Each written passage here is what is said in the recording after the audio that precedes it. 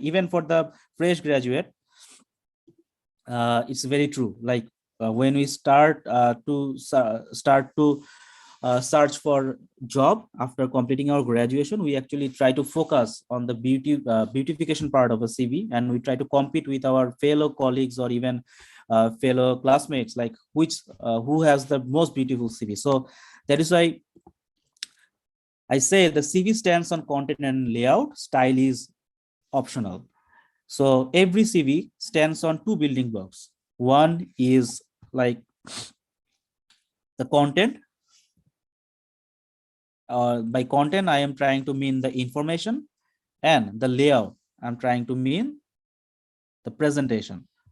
So the aesthetic value. So what is actually the role of content? And what is actually content? Content is actually all the text that you put on your CV, like all the headlines and all the sections written in text format in numbers. These are contents, and these contents actually communicate information about you as a candidate. And the layout is actually how you organize those content in those piece of paper, like you are using two pieces of paper to prepare or draft your CV, like how this content are layered, organized and distributed on this paper. This is called the layout. And then comes about the style.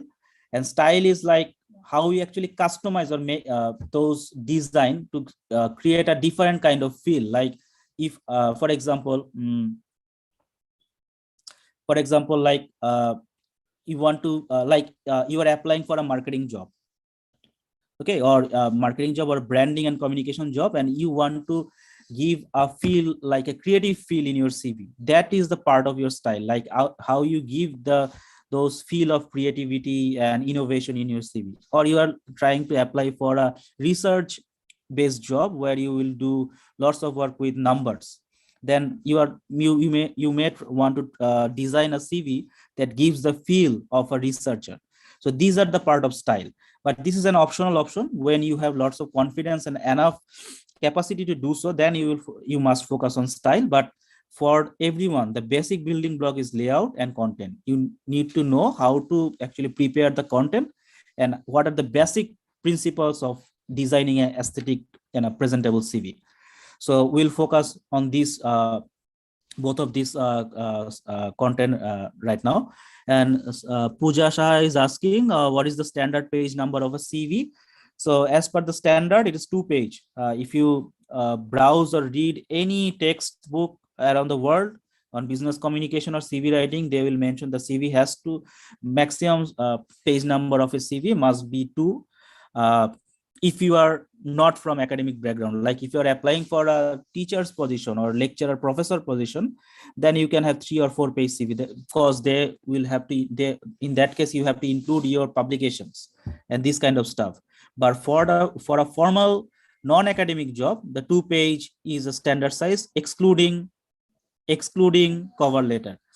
And yeah, not with reference, without reference. So if you can accommodate your reference within the 2 page, it's great. But to the course of your career, you will have more job option, more job experience, and more thing to add. In that case, you can exclude reference, and reference can be provided in a separate document. So without reference, 2 page. And cover letter is also excluded. You have to prepare cover letter. So the standard is 1 page cover letter, 2 page curriculum vitae or CV. And if you can't put your references in that 2 page or include in that 2 page, you can add a separate additional page only for the reference. Okay, how about the update of CV? Okay, this question will be answered soon. So the contents of a CV, so we'll discuss like what are the common or the key contents, and you have to play with these contents only. You do not need to experiment or add some other content which is not within this framework.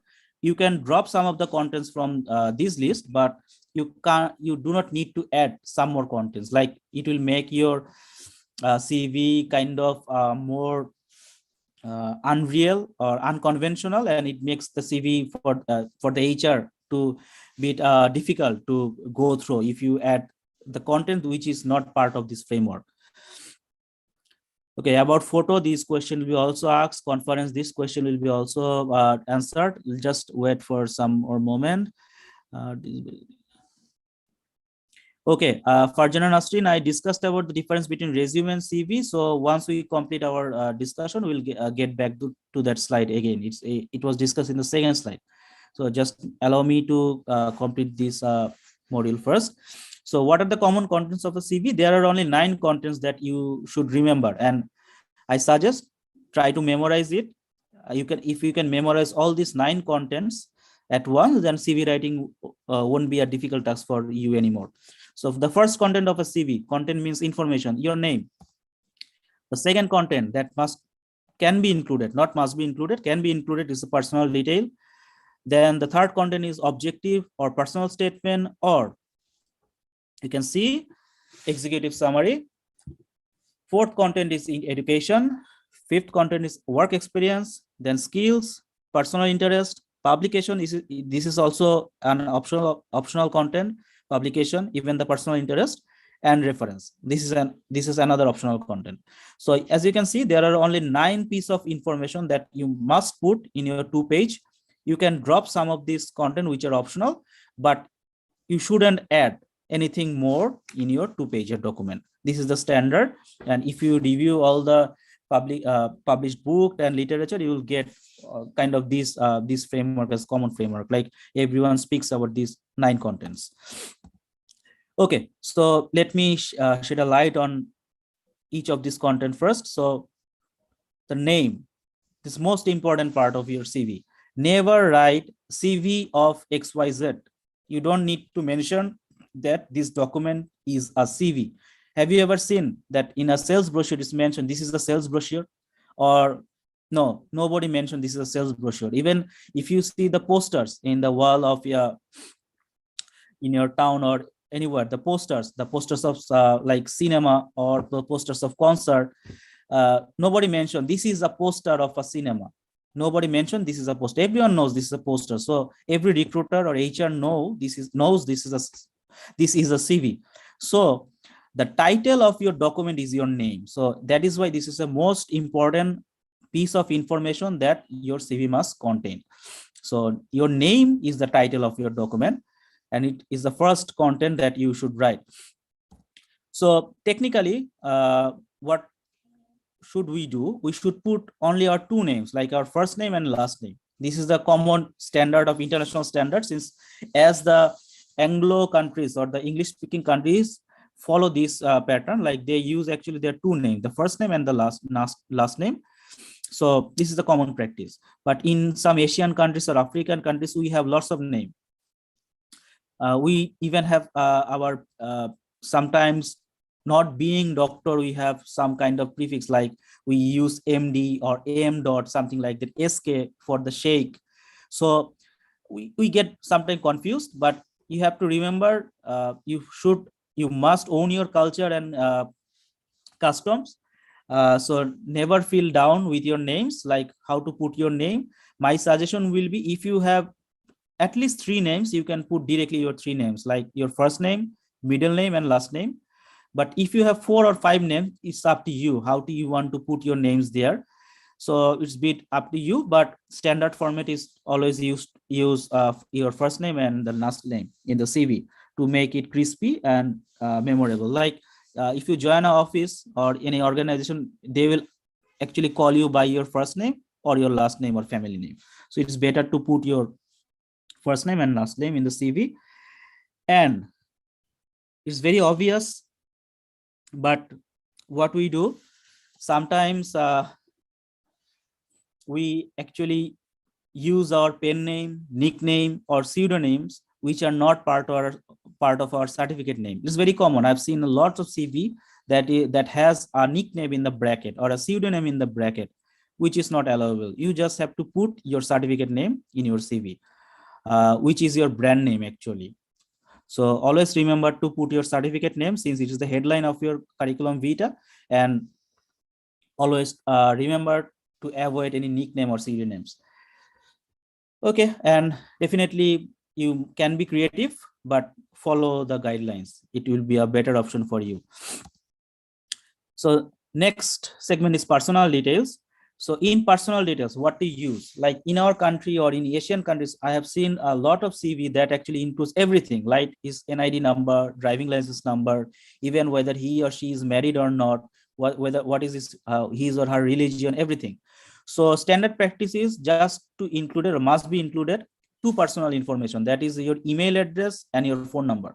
Even you can see sometimes it is not mandatory to use your mail or physical location also nowadays. So minimum requirement or must have information of personal information is your email address and phone number. And okay, coming to that question, date of birth. So, and when you use your email address, you must use a formal email address. By formal email address, I am meaning to say that you should use your first name dot last name as your email ID, not anything else. Like I've seen many CV, but we see many email address that comes with first name and date of birth, first name XYZ, or anything, or random email address. So to be a formal email address, this email address has to be of your first name and your last name and the domain of the email. So excluding any number or anything. So it is the standard practice which should be avoided. So, you know, in big corporates or multinational companies or even the INGOs, they actually implement equal opportunities in every job application. So they want to avoid any recruitment bias like the age, gender, marital status, nationality, religion. So you have to be aware, like you're applying for which organization. If it is an INGO or multinational organization, try to have a groundwork, try to find out whether they have this kind of equal opportunities legislation or something like that. And if you see, you should avoid your age, gender, marital status, and nationality, this kind of information that actually creates recruitment bias. But you have to use it smartly. If you know this kind of information actually will help you to get the job, like, you know, this job is particularly open for a female candidate, then you must include somewhere that your gender is a female, either by putting Miss or Mrs. before your name or in the gender section. So it actually depends on you and for which country or which organization you are applying for, but general practice is you should avoid this kind of biography.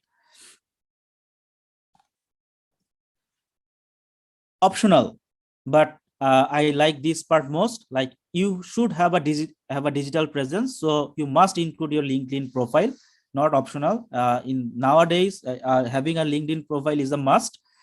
Even the HR or recruiter first view your LinkedIn profile to understand how what is your profile or is your background. So you must include your LinkedIn profile, or if you have any other website, like if you have any website repository where you put your previous work or something like that, you can include those. So if you ask me, I'll say just include your email address, phone number, and your LinkedIn profile. These are the minimum personal details that you must include. Age is not mandatory, date of birth is non-mandatory, because the recruiter can understand your age by reviewing your educational background or educational background. So it's very, very easy to understand. Yeah, the slide will be provided. It won't be a problem. So I'll share the slide. So yeah, so, and if you want, you can also just exclude the personal detail, like just to mention your email address and phone number, that will do. So this segment is optional. So you have to be creative and cautious. Okay, I'm coming about hobbies and everything. Let me just go through my slide. Then objective, personal statement, and executive summary. These are very essential part, and you have to choose either one of these. And just let me describe what is the difference among these three components. So objective, we write objectives when we actually apply for a generic job. Generic job means like you have designed a CV, and you know you will apply all the opening for the sales officer, or all the opening you will apply for any marketing officer role. So it's a very generic CV, and you know in this type of application you do not need to re-edit or redo your CV every time. Just if you have a generic objective, like you want to apply for a sales job, So then you can use your objective, and you are applying for a specific job application. So how it helps the HR to understand like what kind of job you are looking for. Like after you graduate from a university, you may want to work in sales officer position or even a branding position. So you prepare a CV that you will use for all the sales job opening, and you have prepared another CV which you will use for all the branding or communication related job opening. So when the HR will get your CV, by understanding the objective, he can understand like, yes, you are a marketing graduate, but you want to work for sales. But you are a marketing graduate, but you want to work for branding and communication. So this is the this is the actually purpose of writing objective. Then when we have to write the executive summary, this is like when you gradually grow up and have a good career, and have, you have been working for 2 or 3 years. Now you want to choose, you want to apply for a next level position. Like you have been working for an officer, now you want to apply for a senior officer position or a manager position. Then you have to prepare an executive summary by justifying why you are suitable for this position. Like why should HR or the recruiting manager will consider your CV for the interview, since they will get a lots of officers CV for this position, but by reading your executive summary, it will convince them to actually call for the interview.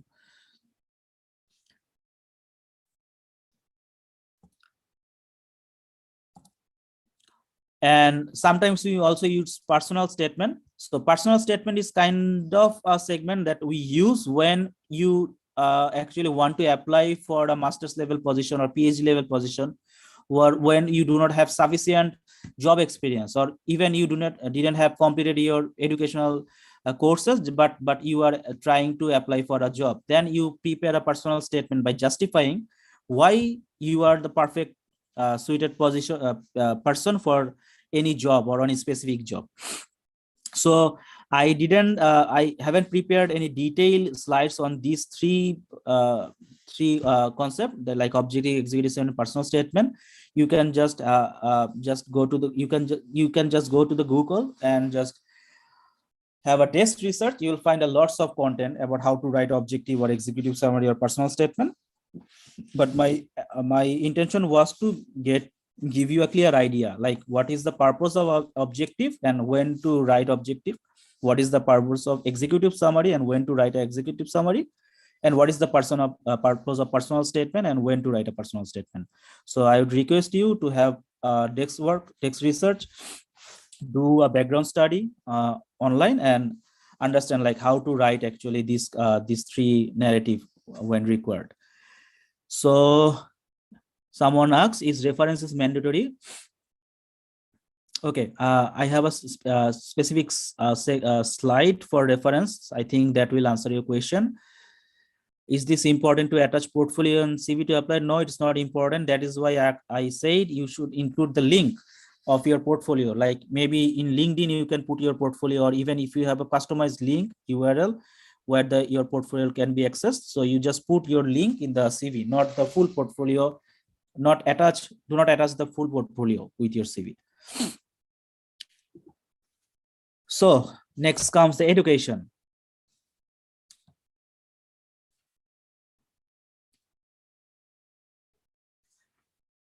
Okay, so when to use education? Every time you must include your education, so educational background in your CV.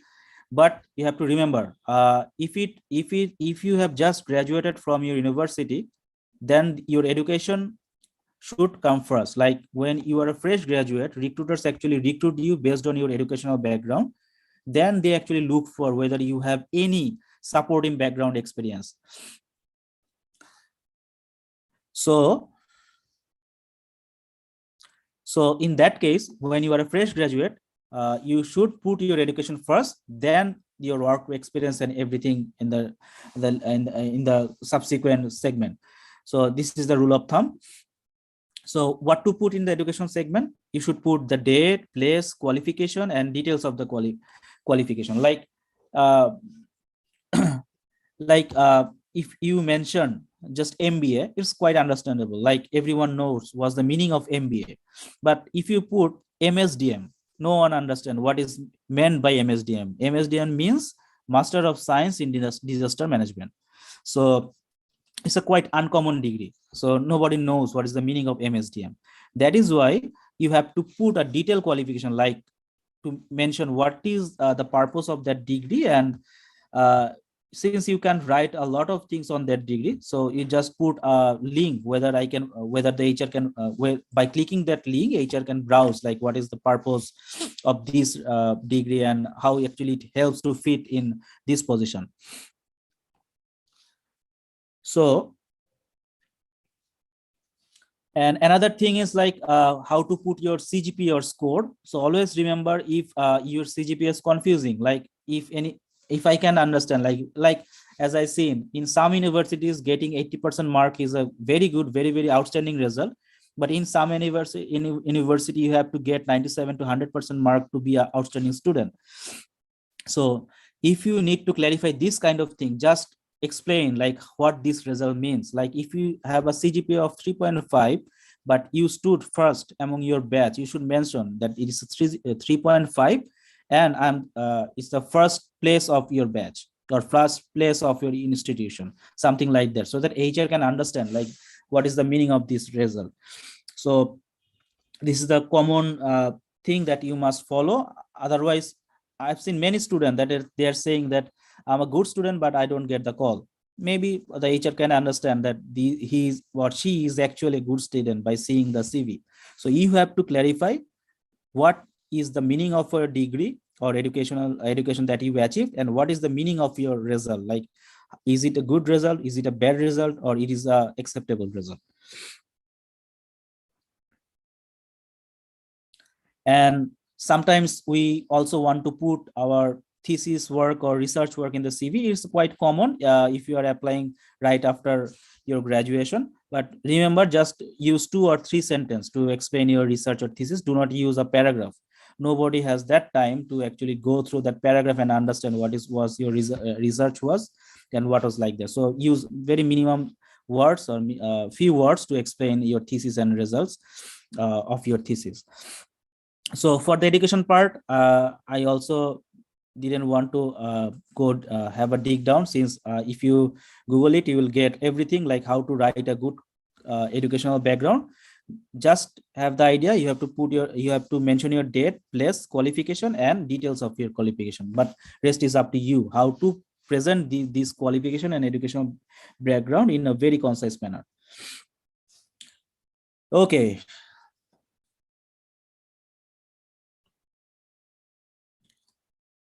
You do not have to submit your certificate with your CV. It is not mandatory. So just mention that you have that certificate if it is relevant for the job you are applying for. Otherwise, you do not need to mention all the training that you have achieved. So this is the most crucial part that I want to discuss, like how to write work experience and yeah, how to write the work experience. By reading the work experience, the HR or the recruiting manager wants to know actually what have you already done. Like, have you done any job already, or you are a fresh candidate? If you been with a job, how long have you been with the job? What was your achievement? What were your achievements, and what skills you have already developed throughout your journey with that organization or with that job? These are the bare minimum basic that a recruiter wants to know by reviewing your work experience. But by reader, I wanted to mention like who is the persons or the people who are actually reading your CV. Can be the HR, can be the recruiting manager, or even anyone in your network who are actually supporting you to get an interview call. So yeah, that is the reader. So when we write our work experience, we do not need to write the JD. Most of the cases, what I have seen in my life, people actually put their JD. JD. Where we get the JD? We actually copy the JD from our appointment letter and just paste that JD in our CV. This is not the right way to represent your work experience. Never ever use your job description from the appointment letter to create your work experience. It's a no-go, big no. So never ever. So what to write? You have to write these four answer of these four questions. What have you done? For how long? What have you achieved?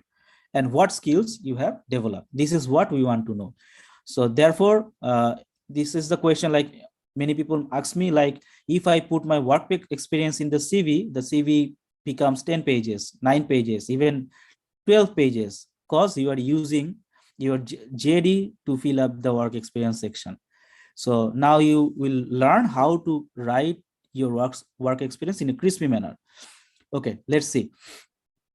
So how to write a work experience like a professional kihobe work experience lekhe.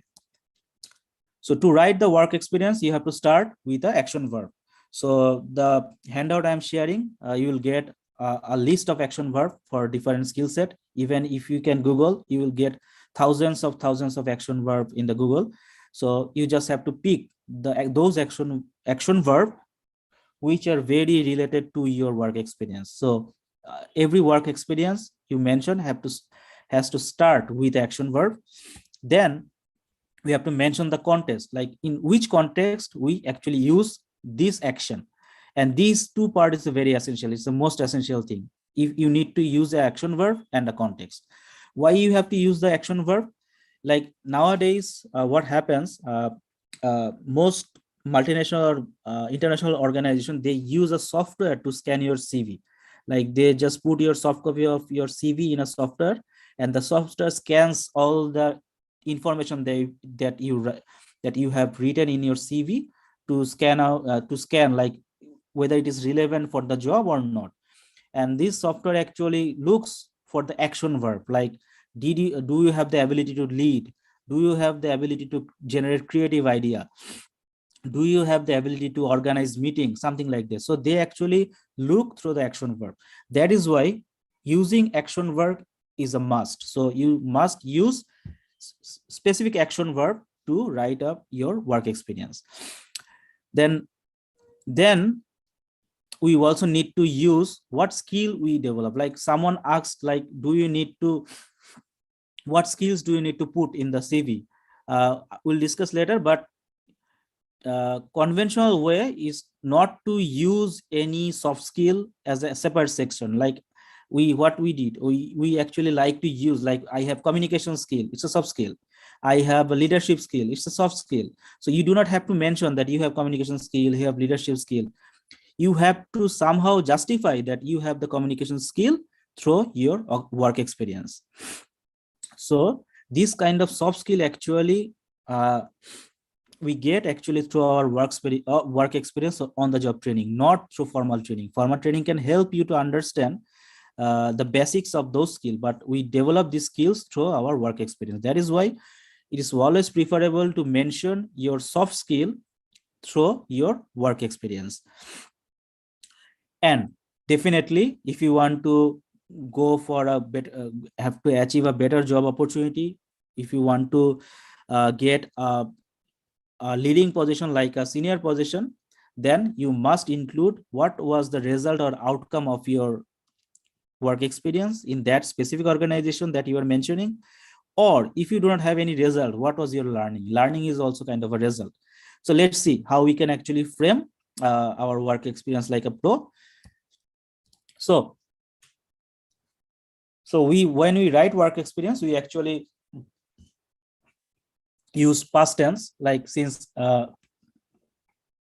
job we are mentioning it comes from our history or the past experience. So these action verbs has to be in a past tense. So like we are using leading. So the action verb was like lead a team of 5 students. So maybe you worked in a startup company or in a corporate or a bank. There your job responsibility was to lead a team of 5 students. Maybe those students are just an intern. They joined as an intern and they were under your supervision. So you lead a team of 5 students. So this is an action verb. So okay, fine. So then the next question is why you led the team of 5 students?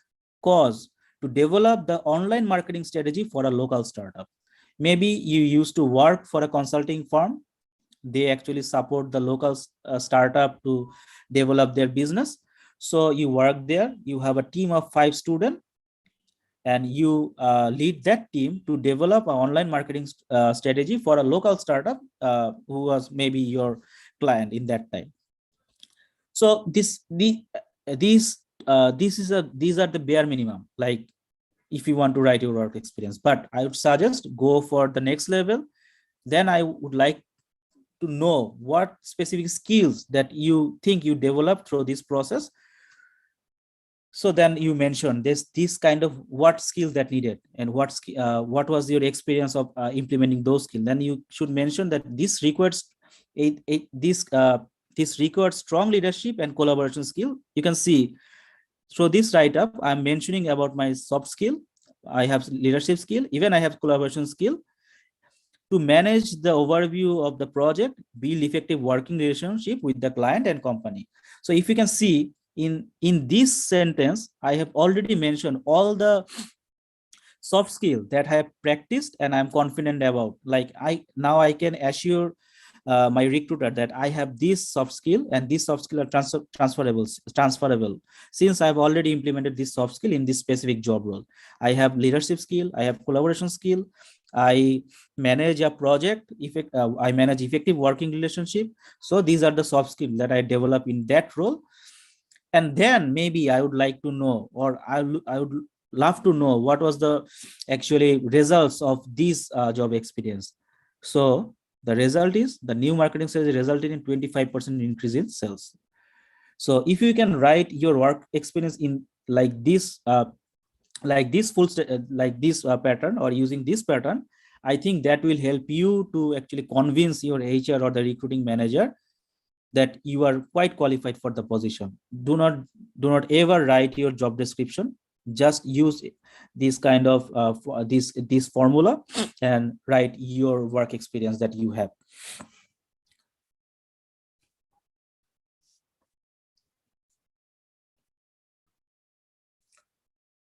Okay. So example, I'm not sure which example you're mentioning. Like if you want to know, if you are looking for an example to how to write a work experience, I've already mentioned this is the example and this is the framework. So this is here. So my suggestion will be after this session, go back to your CV, review it, and rewrite your work experience. I know you can just quite comfortably you can rewrite your educational background. It's quite easy, but the most critical part of writing or rewriting a CV is to present our work experience in a convincing manner. So I would suggest you to actually go back to your CV and rewrite your work experience using this formula.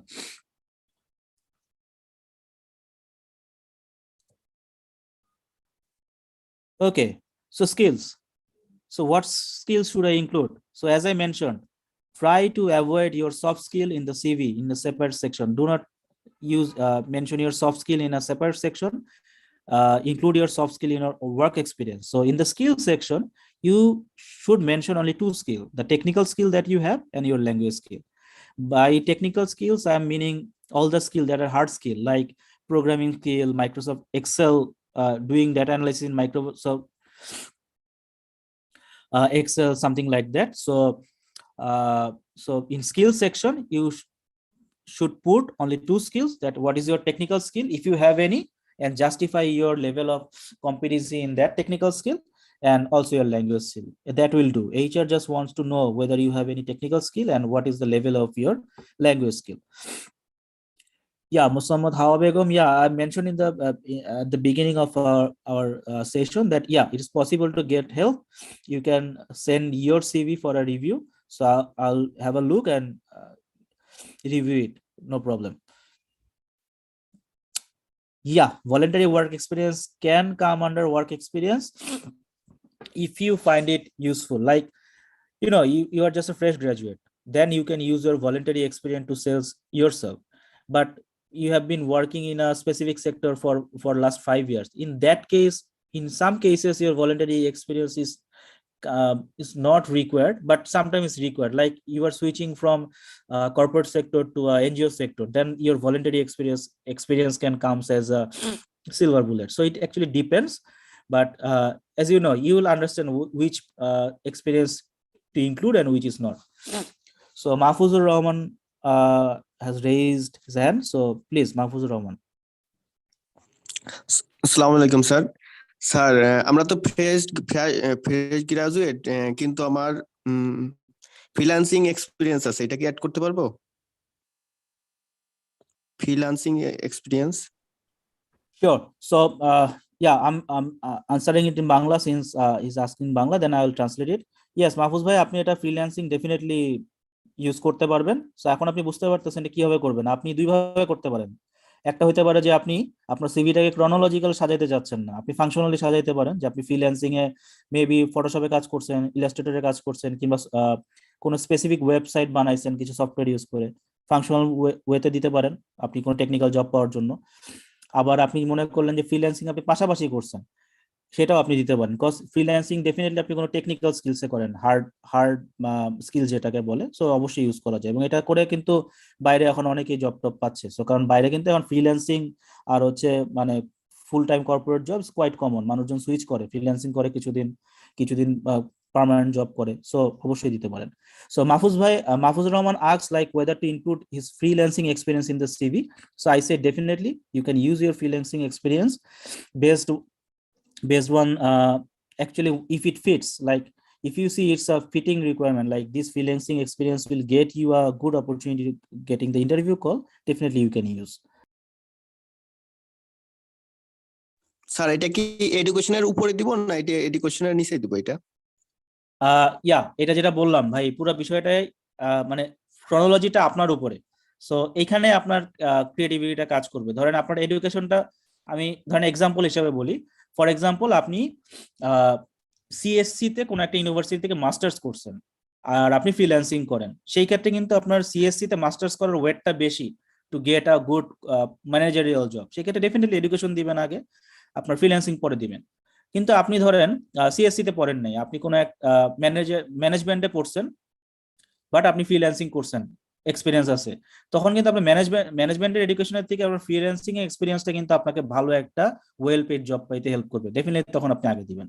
So it depends যে আপনার, এটা কিন্তু person to person depend করতেছে, এটা specific case ছাড়া define করা যাবে না। আপনি আগে পরে দিতে পারেন, কোনো সমস্যা নেই।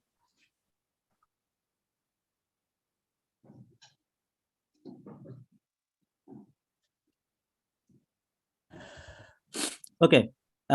Someone asked how is better to write the exam results serially existing should be noted first, or no, never. You have to use a revised you have to use your put your latest educational qualification at first.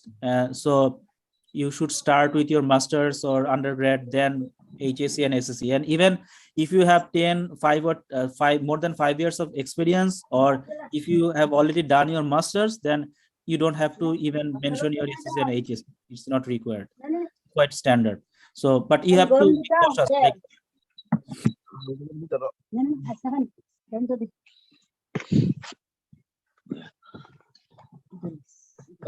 Nusrat Jahan, can you a bit elaborate your question, like can I be added if I work for a social club or an institute organization? So you want this to add this experience in your work experience section or skill section?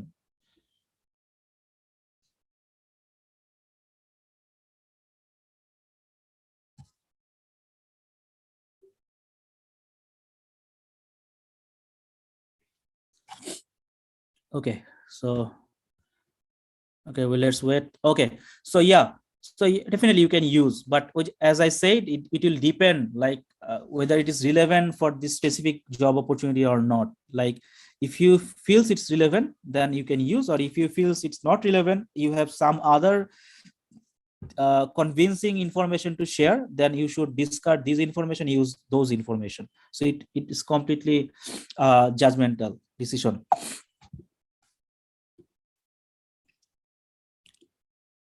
Okay, now it comes about the personal interest. Someone asks, should I include your personal interest? Yeah, you can include your personal interest also, but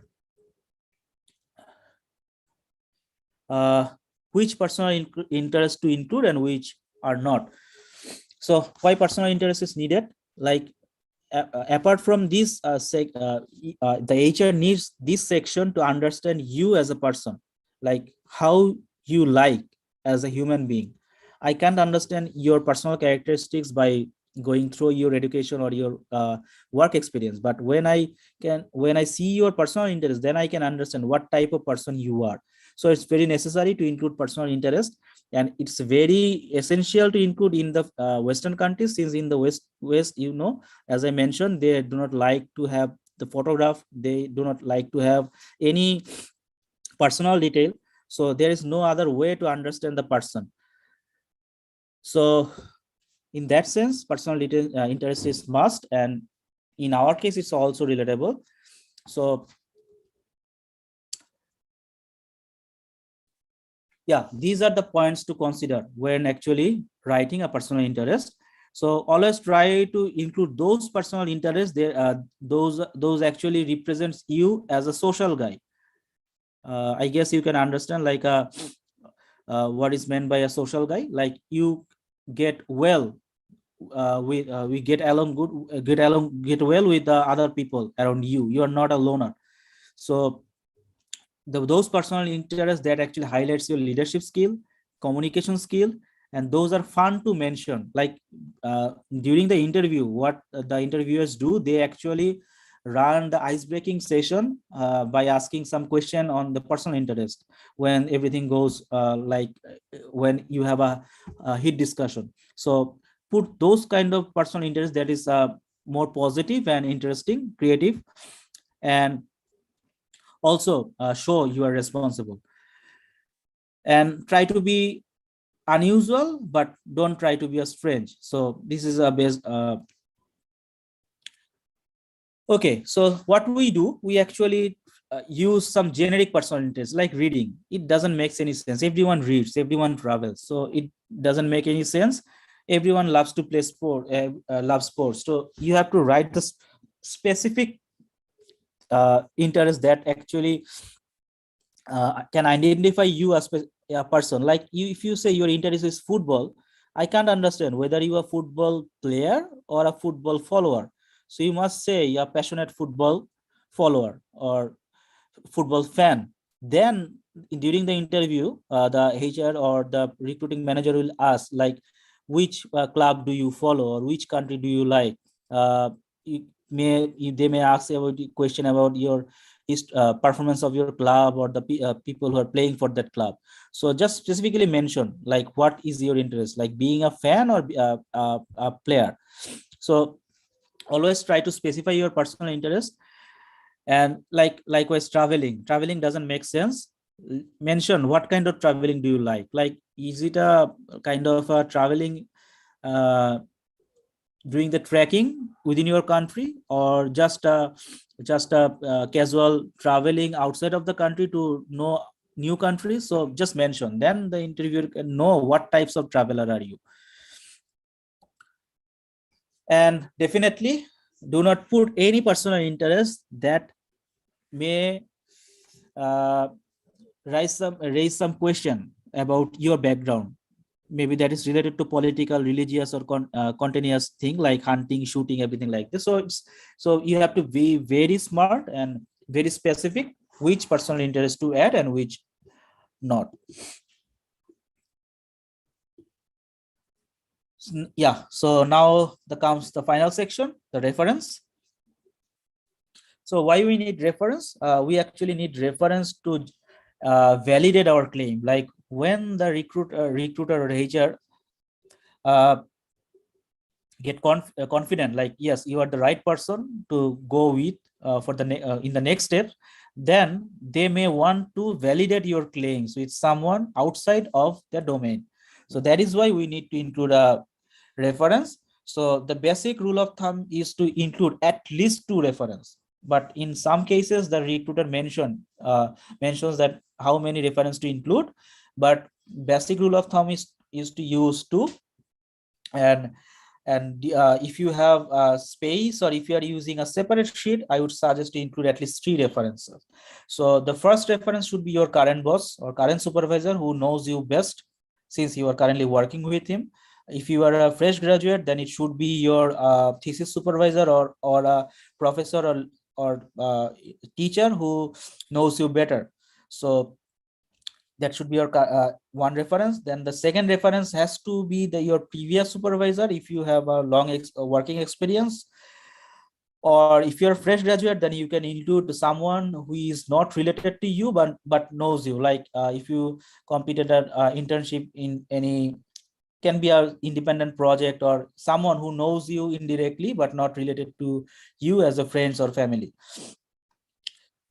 and they can actually verify or actually score your technical and soft social skills. What HR do, HR actually asks them to provide a answer in a scoring sheet, or sometimes do a telephone interview and ask like what points would you like to give him if in his communication skill out of 10. So you should select those people who can actually explain or describe you properly. Yeah, I'm seeing a hand from Bappi. So yeah, Bappi.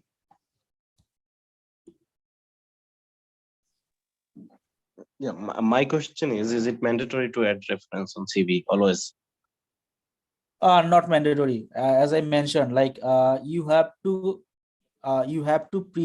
complete your CV within 2 page. If you are not from an academic background, like you are not applying for a lecture or teacher's job. So in that case, if you see that after using all the spaces of that CV, the reference section is not having the proper space, then you can use a separate sheet. Is allowable, but it depends actually. For the fresh graduates, I think, or those who have very limited experience, they can actually include all their reference in the CV.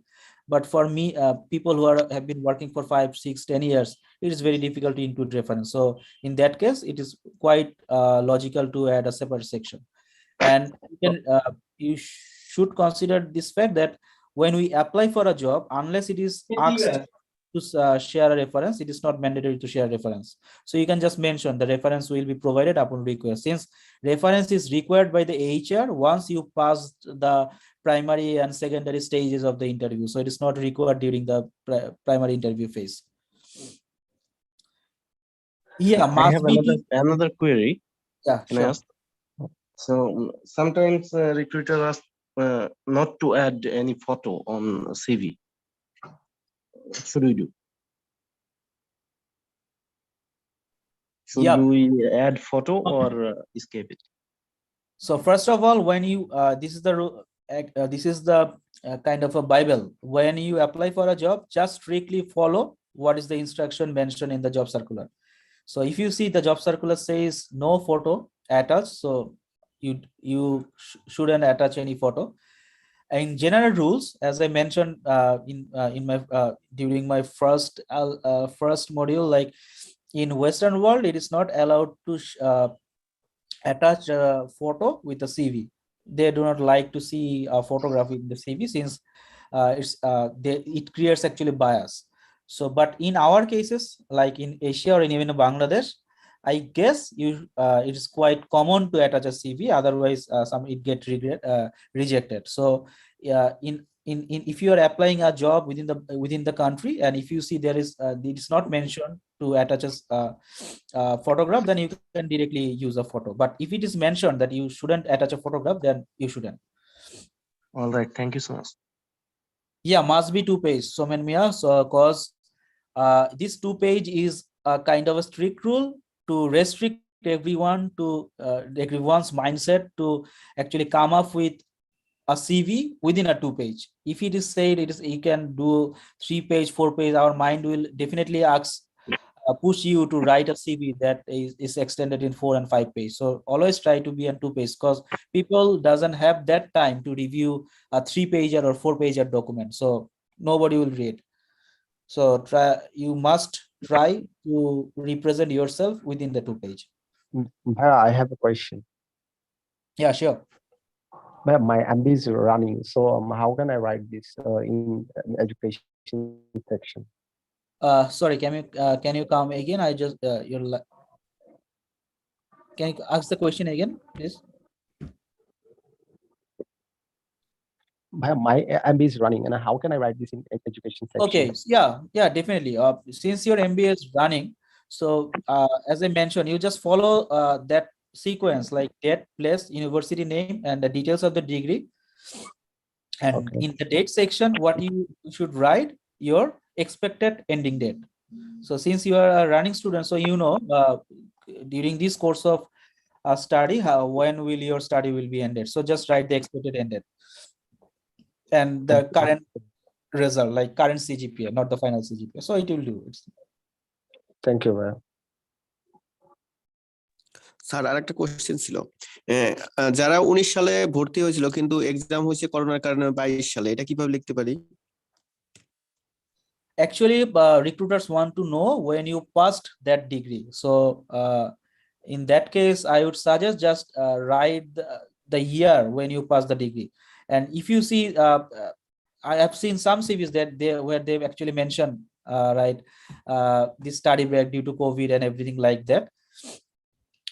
So it actually depends. Like it's quite normal for since you just lost 1 year, right? 1 or 2 years. 2 Bhaiya, year. I have another question. Yeah, so let me come to you, why just answer his question first. So yeah, in that case, I would suggest just mention the passing year, and if you feel uncomfortable, you can also mention that it was delayed due to COVID, but it actually depends. So not a big deal, since it's a quite generic phenomena, like everyone in your batch has experienced the same thing, right? So it's a generic phenomena.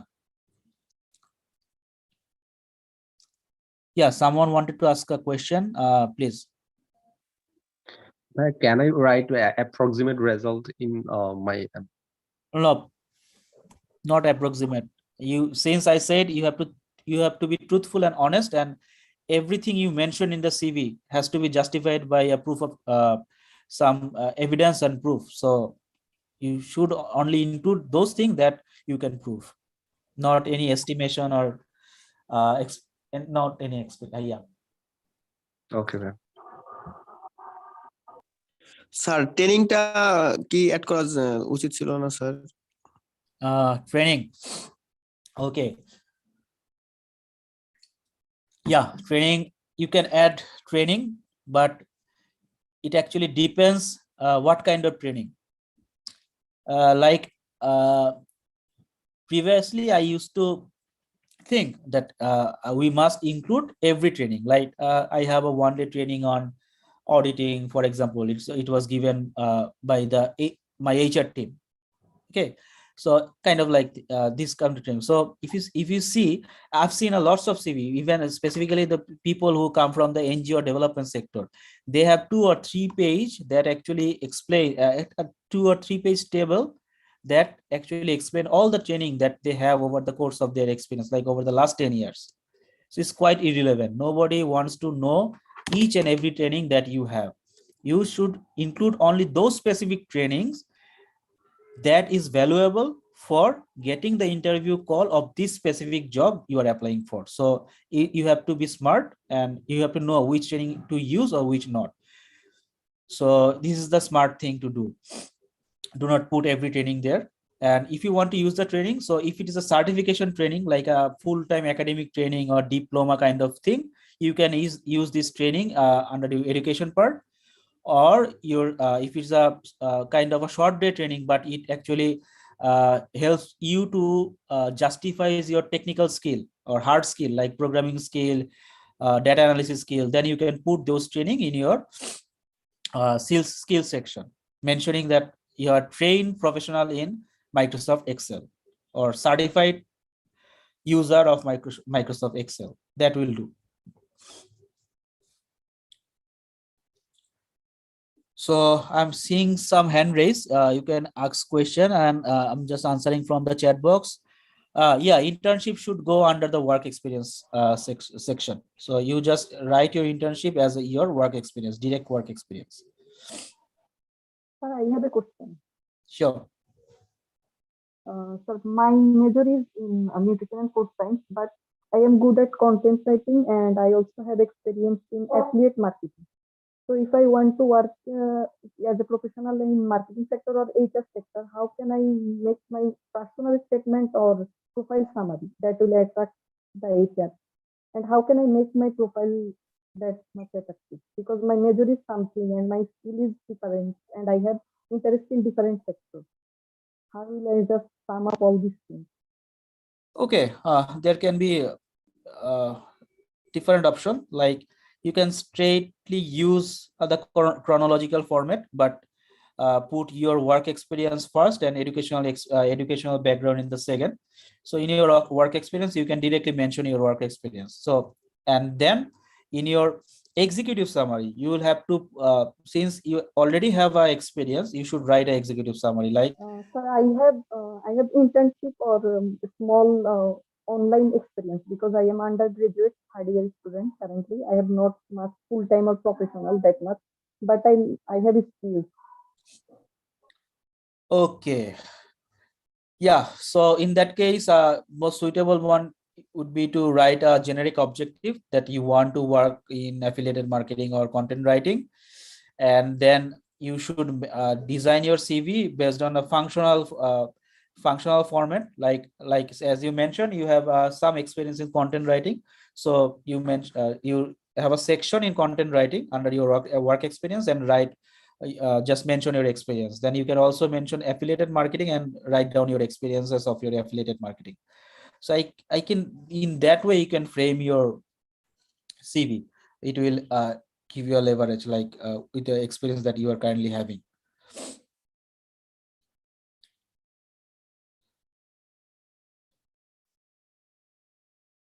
Sir, I have another question. Sure. Can I use institution mail in the email section?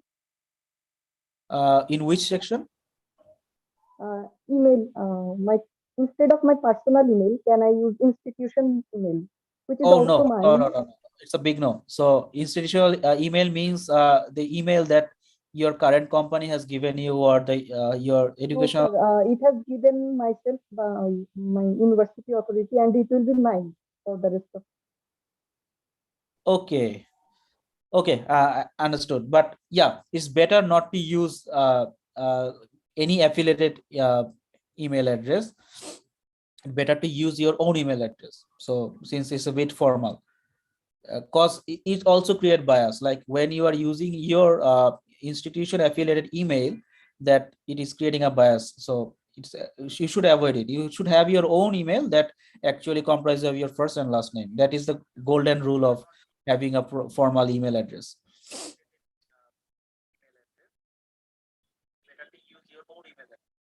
So someone asks about the salary negotiation. Yeah, we have a section about salary negotiation. Hello ভাই, আসসালামু আলাইকুম। ওয়ালাইকুম আসসালাম ভাইয়া। জি ভাইয়া, আমার একটা question ছিল যে ভাইয়া আমার মেজর হচ্ছে ফাইন্যান্সে, বাট আমি ফাইন্যান্স এন্ড বোথ এমআইএস মানে ম্যানেজমেন্ট ইনফরমেশন সিস্টেম দুইটাতেই আমি আর কি এক্সপার্ট। এখন ভাইয়া কথা হচ্ছে যে আমার এমআইএস তো মেজর করা নাই, বাট আমি কি এমআইএস স্কিল যদি থাকে আমার ওয়ার্ক এক্সপিরিয়েন্সে, তাহলে কি আমি এটার জন্য জবে অ্যাপ্লাই করতে পারবো? অবশ্যই পারবেন। মানে আমার যেহেতু ভাইয়া মানে আমার ইউনিভার্সিটিতে আমার ফাইন্যান্স নিয়ে গ্রাজুয়েট, মানে এমআইএস তো গ্রাজুয়েট না, সেহেতু তো কোনো প্রবলেম তো হবে না। না, এটাতে কোনো প্রবলেম হবে না, বাট আপনি তো বললেন জব এক্সপেরিয়েন্স আপনার আছে, সো আপনি জি জি ওইটা জি দিয়ে ক্যালকুলেট করবেন যে আপনি জি অলরেডি এখানে কাজ জি করছেন এবং এই কাজ করতে গিয়ে আপনার এই সফট স্কিল যেগুলো আছে, ইভেন আপনার যদি কোনো টেকনিক্যাল স্কিল কোনো থেকে কোনো ট্রেনিং জি করে থাকে সেগুলো জাস্টিফাই করবে। কোনো জি। সমস্যা আর ভাইয়া আমাদের ইন্টারভিউতে ড্রেস আপ কিরকম হওয়া উচিত, এটা নিয়ে কি আমাদের কোনো কিছু থাকবে? না, এখানে এটা বলা নাই, আচ্ছা। বাট ডেফিনেটলি ইন্টারভিউতে কখনোই হচ্ছে ক্যাজুয়ালি যাওয়া যাবে না। না ভাইয়া, মানে ফর্মাল তো যাবে, বাট ভাইয়া ফর্মাল মধ্যে কি কি মেনটেন করা উচিত আসলে, যে আচ্ছা, মানে টাই ইউজ করা উচিত কিনা, বা আমাদের কি মানে ব্লেজার কোট এগুলা কি ম্যান্ডেটরি কিনা এগুলা?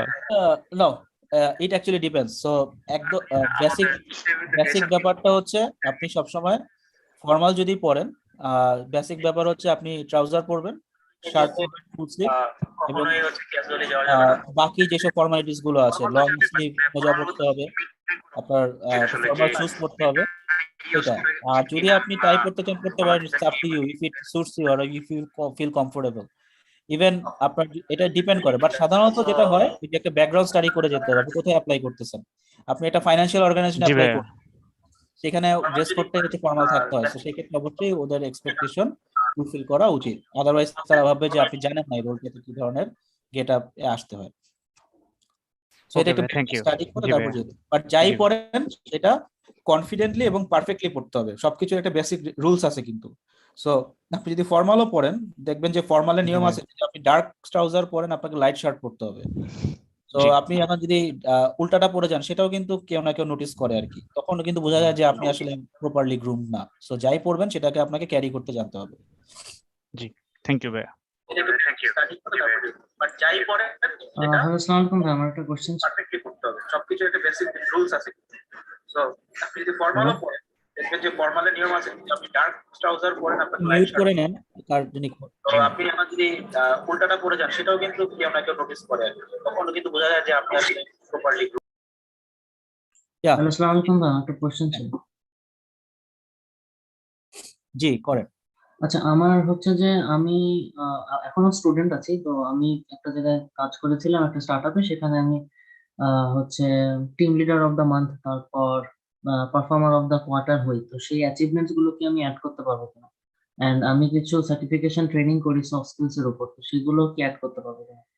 ডেফিনেটলি ডেফিনেটলি ডেফিনেটলি অ্যাড করবেন। সো আপনি ওয়ার্ক এক্সপিরিয়েন্স অ্যাড করতে পারেন, আপনি সার্টিফিকেট গুলো আপনি হচ্ছেন যদি এটা হার্ড স্কিল হয়, লাইক হচ্ছে টেকনিক্যাল স্কিল, সেক্ষেত্রে আপনি স্কিল সেকশনেও অ্যাড করতে পারেন। যেটা বললাম আপনি উল্লেখ করে দেবেন certified user, certified practitioner, something like দিয়ে আপনি কোনটাতে করছেন।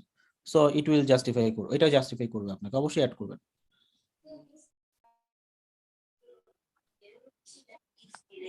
ভাইয়া, আমার শিওর। একটা কোশ্চেন ছিল। ভাইয়া, আমি এখনো স্টুডেন্ট। সো এখন আমি বিভিন্ন এক্সট্রা কারিকুলার অ্যাক্টিভিটির মধ্যে ভলেন্টিয়ার ওয়ার্কটা মানে আমার বেশি করা হয়, ইভেন তো অন্যান্য কাজও আছে। তো আমি ভলেন্টিয়ারি যেসব ওয়ার্ক আছে, যেমন আমি বিওএলসি বা এই যে ভলেন্টিয়ার ফর বাংলাদেশে যেসব যেসব কর্ম মানে করেছি, ওগুলা কি অ্যাড করা যাবে?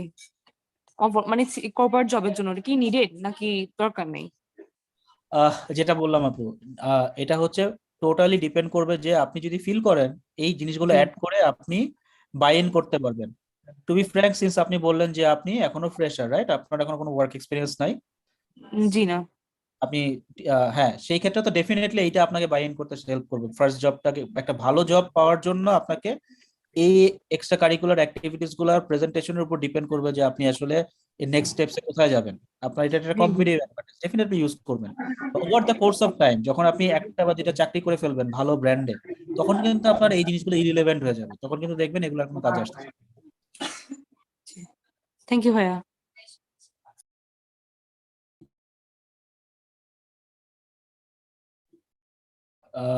আরো হাত দেখতে পাচ্ছি, প্লিজ কোয়েশ্চেনটা করে ফেলেন।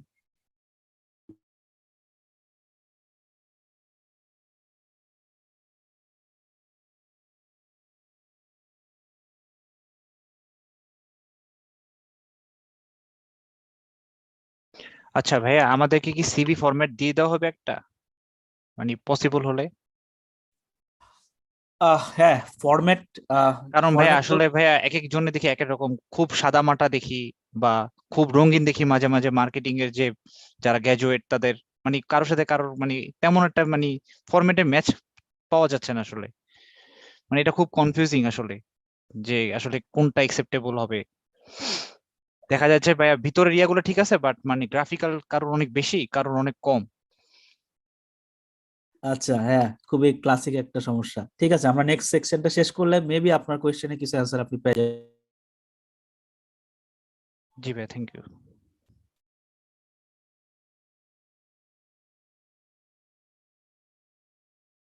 Yeah, I'll share a handout. In that handout, there will be a template for writing a cover letter and a CV.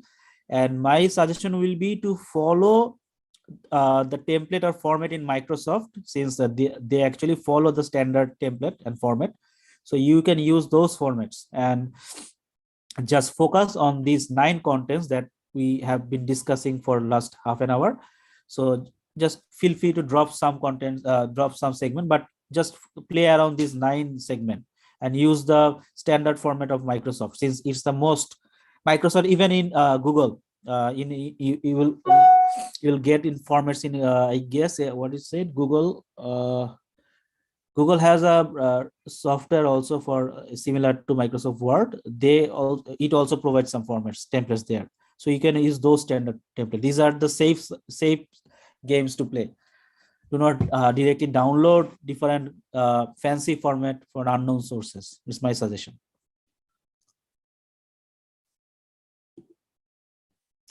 Okay, so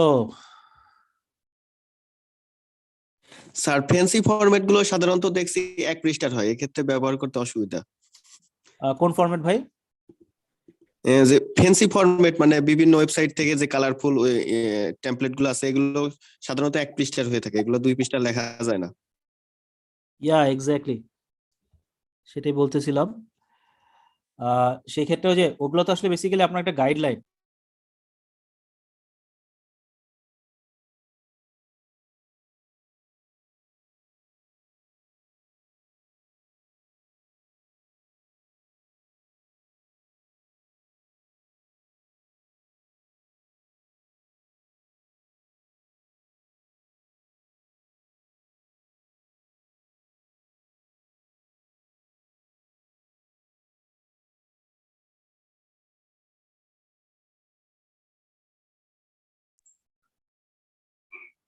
Hello, sir.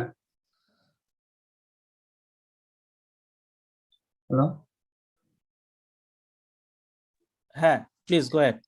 Sir বলছিলাম যে যেহেতু আমি এখনো স্টুডেন্ট, তো এখনো সেরকম এক্সপিরিয়েন্স হয়নি আমার, তো যখন আমরা কোনো অর্গানাইজেশনের সিভিটা সাবমিট করবো, মানে physically print out CV submit করবো, সেক্ষেত্রে সেটা কেমন ভাবে সাবমিট করবো, মানে ফাইলিং করে নাকি খামের করে নাকি পিন আপ করে?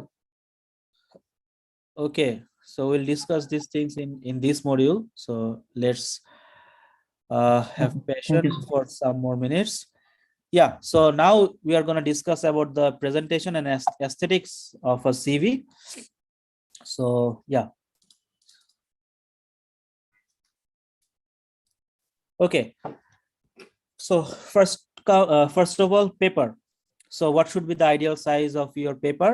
So definitely the ideal size is A4, no other size. Like sometimes we use letter size or B4, B5, I guess, or something like that. So do not use any kind of size, just use A4 straight. And ideal is 100 GSM, but it's quite difficult to get 100 GSM, or sometimes a bit expensive. So 80 GSM A4 paper is works quite fine. And do not ever use colored or pattern paper. So it is no go. And if you want, and I don't think this kind of paper is quite available in the local shops that we actually use to purchase this paper. Like there are another kind of A4 paper that is a slightly off-white, which is called high white paper, and it gives a subtle cream feeling. So you can also use this paper, but you just need to have the access. Like in the conventional stationery shop, it is quite difficult to get. But if you have access to this subtle off-white paper, that will make your CV more exotic. But in that case, you will also have to have a good printer at your home, or like a jet printer or a laser printer. Otherwise, it won't feel good. So, but it is good to go with plain white paper if you do not have access. So yeah, it is all right to use off-white paper, but in A4 size. But otherwise, the standard is A4 size paper, 100 to 80 GSM, and definitely a white paper. So this is the rule of using paper. So then it comes about typeface and font. So we actually we actually know font by the font name. Like we say that Times New Roman or Calibri Arial is a font. It is not actually font as per theory. Theoretically, these are typeface. So that is why it is mentioned here. Like you can use any kind of typeface or font, but Times New Roman is quite backdated. Nobody use this kind of font nowadays. So better to go with Calibri, Arial, Verdana, or similar kind of font, which is quite readable. And you can use both bold and italic format of your font or typeface. But we use actually bold for highlight our heading and a section within our paragraph. Like if you want to highlight your specific soft skill, you can use bold fonts. And try not to use italics, because italic is very hard to read. It is not readable. But if you are smart enough, you can use in some segment, like when you are writing objective or career summary, this kind of subsection can be italicized. And the font size should be 11 to 12. 12 is good. 11, 12 both are good if you are using Calibri or Arial, this kind of font. Even if you are using Arial, 10 looks also fine. So try to stick within this measurement parameter, and always make your headline or your name stands out by using 13 or 14 points font. So these are the basic about fonts. You do not need to experiment or go beyond this rule of thumb. It's a quite acceptable and basic rule of thumb. So always follow this basic rule of thumb while choosing typeface and font. So big thing, color. So you do not have to use different colors in your CV. Stick to black. In certain cases, you can use color, but it's not mandatory or it's not required. Someone is saying, like, you see lots of format which are using different kinds of color and color theme. So it is better not to use different colors in a CV. Just go with black and white. And in some cases, you can use color, but you should stick in with if you choose a color to use, definitely it should be a blue. So blue is quite readable and it's quite soothing. So you should go with blue and the pattern of blue, but not in any other color. Why we suggest to use black and white, black color, since the recruiter may have a printout of your CV. They won't use a color printer. They will use a black and white printer. So or grayscale printing. So it looks good if you use only black color in your CV while you print in grayscale and black and white. So it becomes readable. Otherwise, the color got distorted. So that is why it is always said to use only black in your CV. So I guess you have already have my answer. You do not need to be worried about the colorful CV. Black is quite good. White space. It's a critical thing in any design. So what is white space? White space is actually the spaces in the CV which do not have the impression of print, like the space which are left white, like the areas beyond the margin, or the space between your line or space between your word. So white space is a quite necessary thing. Sometimes we see lots of CV without a good margin or very poor line spacing, or even 1.5, 2.5 line spacing. So this is not allowable. You have to ensure allowable level of white space. So it is also called a breathing space. Like it helps the reader to breathe between the lines when they actually go through your CV. So white space includes margin, line spacing, and gaps. Section spacing, this is this kind of thing. So the general rule of thumb is to have 1.5 to 2 inch margin at the top and 1.5 to 1 inch margin at the bottom, and have 1 inch margin in both left and right side. This is the general rule of thumb. And always try to have a larger margin space in top, since you will have to use a stapler. So if you have just 1 inch margin in the top, some of your printed content may get under the stapler. So it is better to have at least 1.5 to 2 inch margin in the top. In the line spacing, do not ever use 1.5. Always go with line spacing 1. And section spacing is allowed to have a like the conventional default section spacing that you have in the Word. This will do. Otherwise, it will be very difficult for you to accommodate everything within 2 pages. So you should also be aware of readability and consistency in layout. So readability means is it easy to read through your lines. Like if you write long sentence, paragraphs after paragraph, it becomes very difficult to scan through your write-up, and HR may get uninterested to review your CV and just dump your CV. So it is better to use small sentence, shorter paragraph, and even use bullet points to make your CV readable. And always try to be consistent with your layout. Like if you are using 12 point as your heading, you have to use 12 point in all of your headings. If you are using like a tab in starting of any paragraph, you should use a tab in every paragraph, start of your every paragraph. Just make your layout looks consistent, like everything is well organized and balanced. Otherwise it is not, it becomes unreadable. So it actually about the layout, it means about the formatting. So you have to have a formal formatting, a nice looking formatting to make your CV stand out. So as you can see, those color and theme is not an issue. The issue is whether your CV is readable and whether you have a consistent layout or not. Yeah, here comes the graphics. So nowadays we are seeing lots of CV includes the icons, symbols, and word arts. So this is unprofessional. You do not need to use word art or icons or symbols in your CV. But if you download CV templates from some I should say unauthorized or fancy websites, they will show you CVs with lots of icon and symbols. So these are not conventional, then these are not acceptable. So you won't see a single symbol or icons in the CV format in the template gallery of Microsoft Word or Google. So avoid, or it is a big no go to use word art, icon, and symbol. So don't get frustrated to see that your colleagues have a beautiful looking CV having lot of graphics and icons and symbol.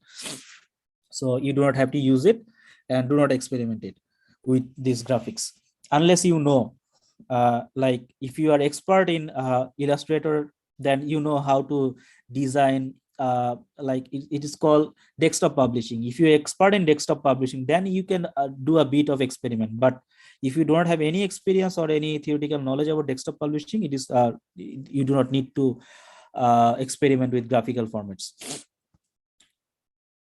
And as I mentioned, overuse of color and shapes can be suicidal, so it won't help you actually. So photos, I guess we have already discussed about photos, whether to use it or not. So yeah, in conventional Western world, photos are not allowed, but in Bangladesh is quite acceptable unless it is mentioned that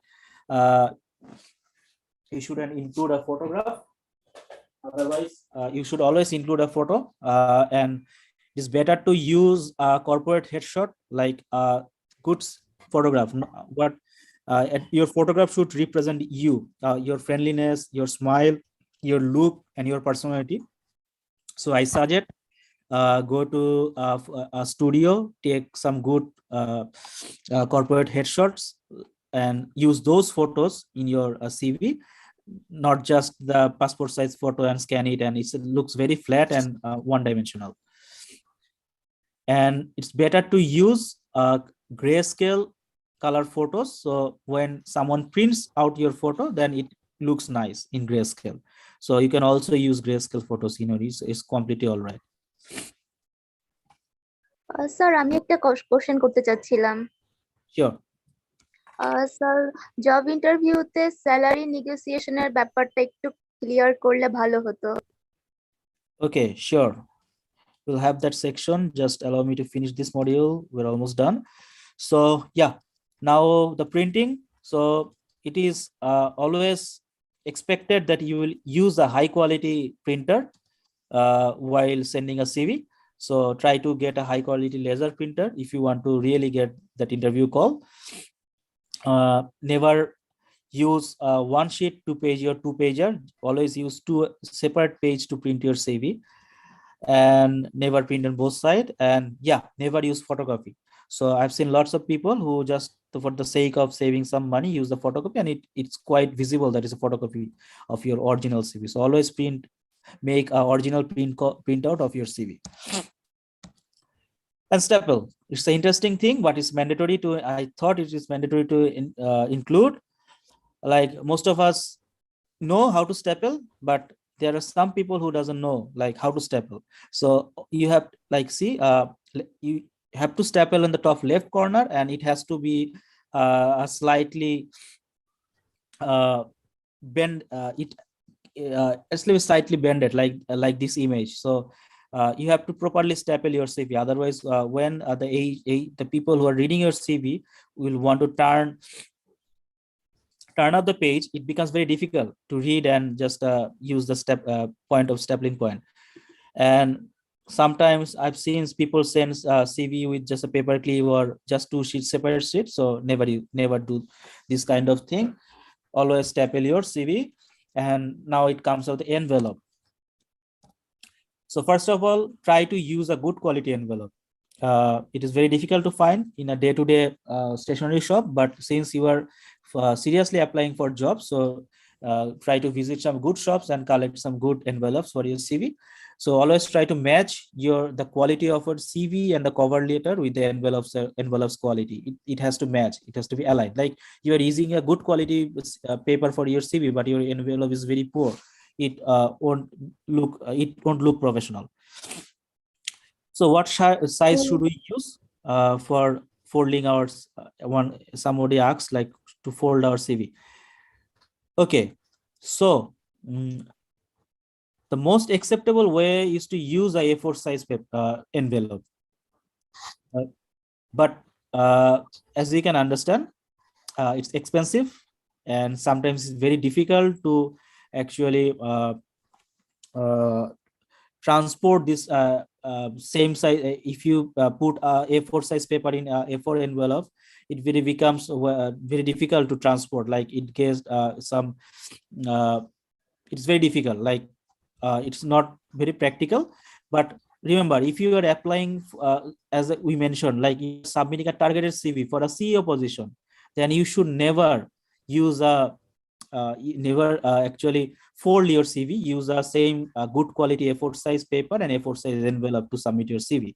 But for the day-to-day application, or people like us who actually regularly submit CV for different job opportunities, it is good to have a DL size envelope, that is the normal letter size envelope that we see around us.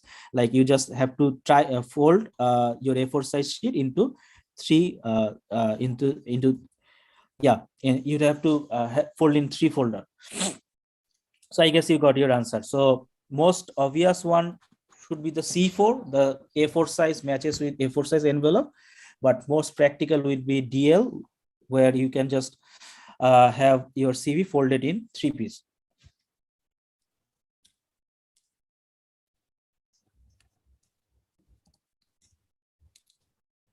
Okay, so I guess so actually I have questions over there. Sure.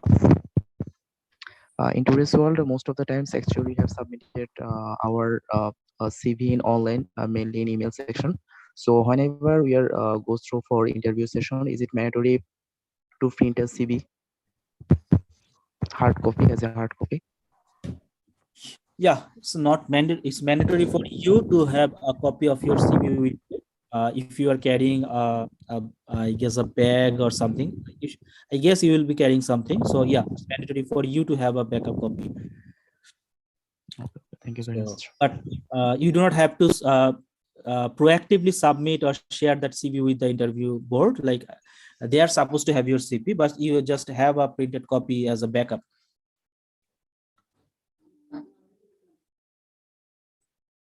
Sir আমার একটা প্রশ্ন ছিল sir. Yeah, sure. Sir আমি 3টা জায়গায় simple 3টা icon দিয়ে trial দিয়ে দেখছি স্যার, প্রিন্ট করলেও সুন্দরই লাগে, খারাপ মনে হয় না sir. Yeah, let's go back to that slide. Sir লিংকডইনের আইকনটা, মেইলের আইকনটা এবং ফোন নাম্বারের আইকনটা, এটা সিম্পল দিয়ে দেখছি, এটা ভালোই লাগে দেখতে sir. Yeah, see the point 2. I say do not experiment with graphic design unless you confidently know how to use it properly. Since you are confident, so you can use it. So it will actually depend like whether you can use it or not based on your confidence level and understanding of what should I say, basics of visual representation or illustration. I also have a CV that has a lot of visual thing in that CV. It also looks stunning. Maybe I'm bragging, but it also looks stunning. But it took me for around 5 or 7 years to be confident to send this kind of CV. And just to share the experience, the current job I'm doing, this CV I actually send it a CV that is a targeted CV and also a CV with a lot of graphics. So it's doable if you know how to do it. Sir, Yeah. অনলাইনে মানে ইমেলের মাধ্যমে যদি CV submit করতে আসে তাহলে সেক্ষেত্রে আমার সিভিটা কি মানে রিনেম করব কিভাবে, আর মেইলের সাবজেক্টে আমি আসলে কি লিখবো?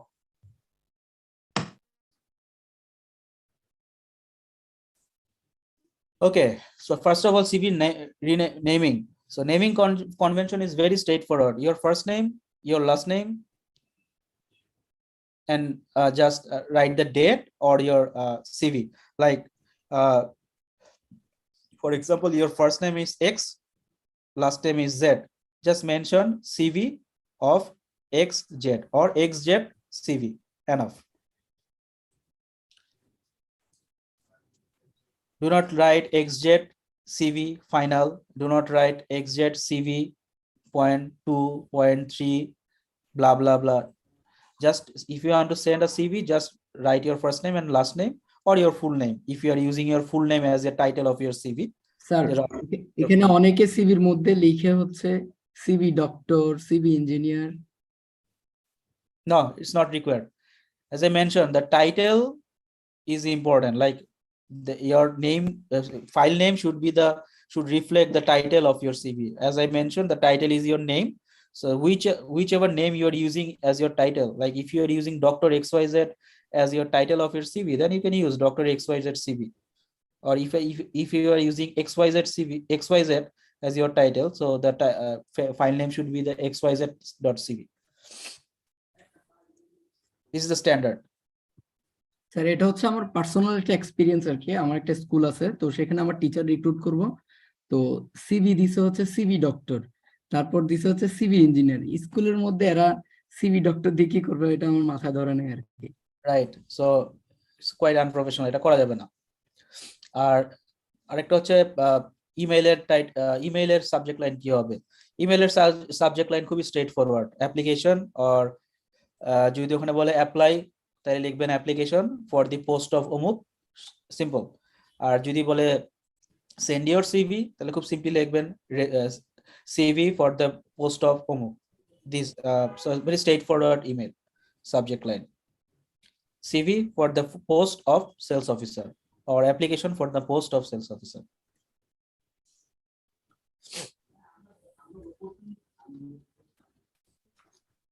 Okay. আচ্ছা, এখানে আরেকটু কথা আছে। এখানে বডিতে কি আমরা মানে কি লিখবো বা কিছু লেখা দরকার আছে, বা লেখলে এটা কোন টাইপের লেখাটা বেটার?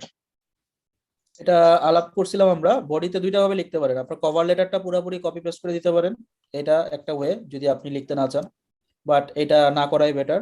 বেটার হচ্ছে আপনি কভার লেটার যেমন প্রিপেয়ার করেন, একটা মেইল বডি প্রিপেয়ার করবেন। মেইল লেখার কিছু স্ট্যান্ডার্ড আছে। মেইল সবসময় ক্রিস্পি হইতে হয়, আপনার ম্যাক্সিমাম 3টা প্যারাগ্রাফে শেষ করতে হয়, ছোট ছোট সেন্টেন্স হইতে হয়। সো ওই ফর্মুলা প্রিন্সিপাল ফলো করে আপনি আলাদা একটা মেইল লিখবেন, যে মেইলটা হচ্ছে মেইলের বডিটা আপনার কভার লেটারকে রিপ্রেজেন্ট করবে।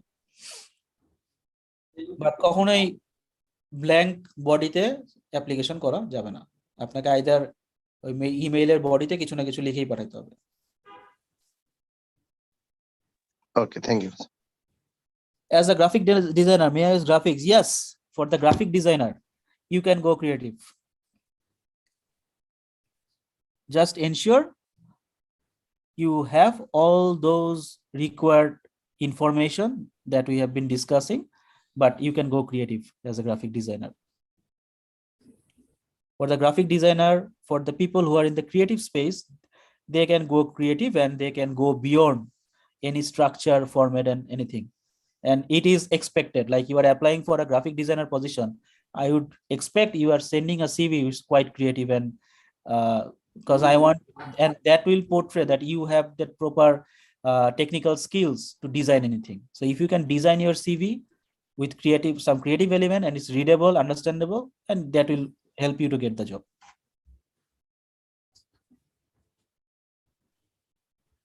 Okay, so let's discuss about the interview preparation. So interview preparation. So since we are discussing about CV, so we'll try to frame this segment within the context of the CV. Let's assume you submitted a CV and got an interview call. So we are starting from this point, like how to prepare for the interview call based on the CV that you submitted or that you shared with your interviewer. So what is the role of your CV? So CV actually, as you can see from this picture, CV stands between you and the interviewer. So if you see you're seeing you in the right side and the interviewer. So your CV actually helps you to communicate. It sits between you and the interviewer. So interviewer or the HR or the recruiting manager asks or frame their question based on the CV that you shared. And you should also answer every question that the interview asks based on the CV that you send. You must remember the CV you send, you should use that frame as a reference document, not your updated CV or anything else. So CV is the Bible here. So every communication, your CV is the mediator between you and the interviewer. Okay. So how to take the preparation? So let's first dig down what actually interview wants to know.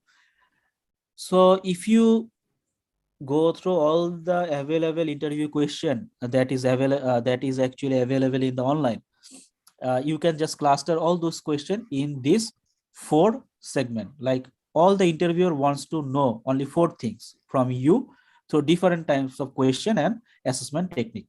So what are these? First of all, they want to know, can you do the job or not?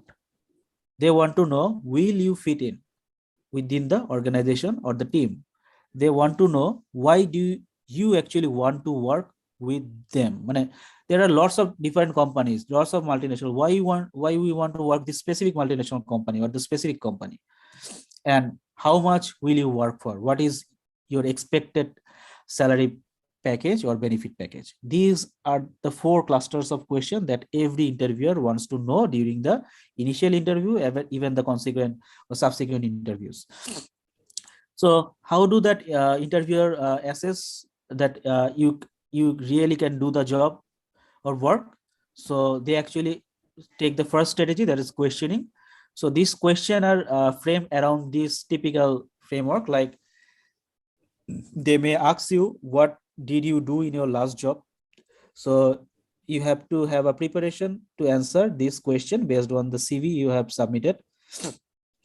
Describe a typical day, or what would you do if it happened? Like sometimes they will ask some issues related to your job. Like if you are applying for a sales officer position or sales manager position, and previously you were with a sales job for last 2 or 3 years, they may ask you like how you manage a difficult client. So through this kind of probing question, they want to know that you actually know how to technically handle this job, and you have all the relevant experience and soft skill to perform this job. Is a questioning pattern. In some cases, like in some large organization, even if anyone have yet if you have experience, like you'll see like in the MTO or management trainee position or the young professional position, like in multinational or banks, they run assessment center or test conventional paper written test. These are another common way to assess someone that actually they can perform the job. Like if you want to admit or get a job in military, you will have to perform some field activity, to perform some practical tasks. If you want to get a job in bank, you have to attend a written test exam and also some assessment center. In those assessment center, they actually run some small workshop, group work, presentation, case studies to understand what actually you can perform the job. And finally, the final point is they can communicate or reconnect with your reference and ask whether you are well fitted for the job or not. This is the most efficient way. Sometimes the small companies do apply this strategy. So how to get prepared, how to take the preparation. So before attending the interview, so review the CV that you shared and just try to frame your answer following this question set. Try to review the CV and try and just frame your answer. If what kind of similar question that your potential interviewer can ask.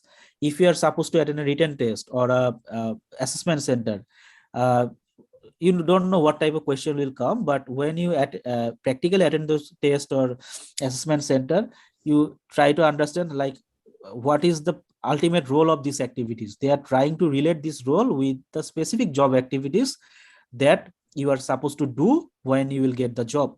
So try to perform in such a way, like if you are applying for a financial analyst position and you are given with a case study, try to analyze the case with the lens of financial analyst. If you are applying for a marketing communication officer position and you're given with a case study, try to analyze the case with the point of view of a marketing guy or a branding guy. So that will help you to actually pass the hurdle of their initial interview. So then the interviewer are interested to know, will you fit in? Like as a person, are you well fitted to be in the job or in the organization? Like you may have all the capacities and capability to do the job, but you may not be well fitted. Like you don't like to work over hour, but you are applying for a job in a call center or in a marketing communication firm. So even if you have a good interview, you won't be selected since you are not well fitted for the position. So that is why interviewer or the recruiter tries to understand whether you are well fitted for this position or not. So they may ask some question like, what is your justification? Why should they hire you? What is your strength and weakness? Something like that. Why did you stay so long, or why you are trying to leave so early your last organization? So this kind of probing question they ask to understand your personality. In modern organization or in some international organization, they also apply psychological test. This is called psychometric test. You will have a random interconnected question. You have to just answer like and then automatically this psychometric test will answer your personality, and the organization will know whether you are well fitted for this company or not. This is a modern technique. And even the reference is a reference check is a quite common strategy. And then the definite question, like, why do you want to work here? They want to know whether you have a proper background study. Like somebody asked, is it necessary to have a good background study while submitting or preparing a CV for a company? Not that necessary while you are preparing the CV, but it is highly necessary and must do thing to have a thorough research or background studies before you attend an interview with a company. They will expect you know everything about the company before you come to attend the interview. So yeah. Somebody asks, Sravani Binte Jangir, what kind of question is asked in a psychometric test? I don't know. Nobody knows, because psychometric test, that is why it is a psychometric test. You do not know whether, like, you may be asked, do you like to eat rice or bread in your lunch or dinner? Maybe this is the question, and you answered rice. And we do not know whether the rice, people who loves to eat rice is the right person for that organization, or the people who loves to have bread during the dinner is the right person for the organization. For example, the organization is seeking a person who is health conscious, and he's more health conscious, and he loves to keep his or her body fit. Then the perfect answer can be the people who loves to have bread during during the dinner is the right person. So the psychometric test is actually customized test, and is in this question and answer is actually designed and framed by certified and professional psychologists and psychiatrists.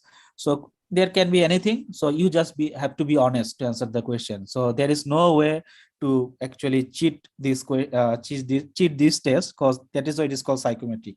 You cannot portray or frame yourself a different person by attending a psychometric test.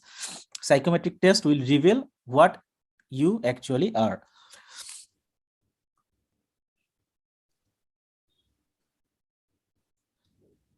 I guess we discussed this, like about the background work on the company you are having the interview. So you have to know everything about the company. It is the golden rule. So now the final question and the most tricky question: when somebody asks, how much do you want to? So there can be, I think in every situation, we want to have a higher salary when we apply for a job or we switch a job. So it's quite normal. But it is also quite normal in some occasion you may be offered with a lower salary package. So you have to be well prepared when you apply for a job and when we actually prepare for a job interview. Like you can do a background study or try to connect with some people inside the organization, know what is the salary range of that company for this specific position and how do they negotiate. Like in some companies there is a provision, like they negotiate based on your current salary, like they will try to recruit you within the 20 or 10% raise range. Someone has an open policy, so it actually depends. So you have to have a thorough understanding about their salary package. Otherwise, to negotiate, you have to have a lot of information. Otherwise, you can negotiate. So if you ask me how to negotiate the salary, the first thing comes that you have to have a lots of information before you start to negotiate. So the first piece of information is their salary structure and how they negotiate. And then second piece of information is what is your range? Are you ready to sacrifice your current salary range for this specific opportunity or not? If you are not ready to actually sacrifice your current salary range, so there is no point of negotiation. But if you are ready, then you have to know what other thing that you want to ask instead of sacrificing your current salary package. Maybe you want to ask us flexible time. Maybe you want to ask 3 days leave instead of 2 days a weekend. So anything. So it's a quite complicated. It's a no rule of thumb. So first of all, you have to know your worth. So basic rule of thumb is the more complex and more technical the job is, the higher salary will you get. So more easier and more flexible the job is, the salary will be low. This is the rule of thumb around the world. Like if you want to be a CEO of a company, your job is highly unsecured. So you take the risk of an unsecured job for a high paying salary. If you want to be a share investment banker, if you want to be a loan officer, you will get a lots of salary, but risk is high, risk of default and everything. So it actually depends the type of work you are doing.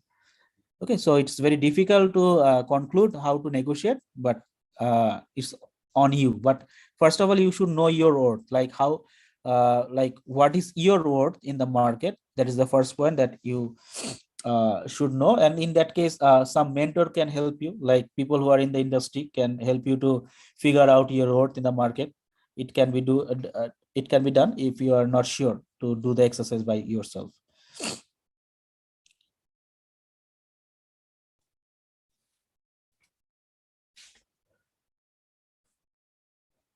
Any question regarding salary negotiation?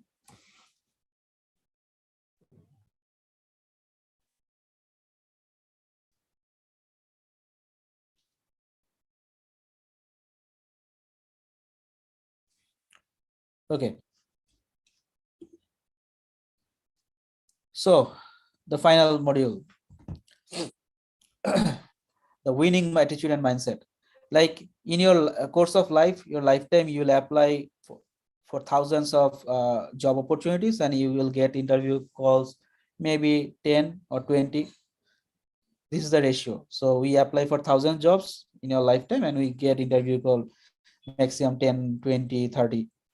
This is the ratio. So it's very easy to get frustrated. So we'll talk about attitude and mindset.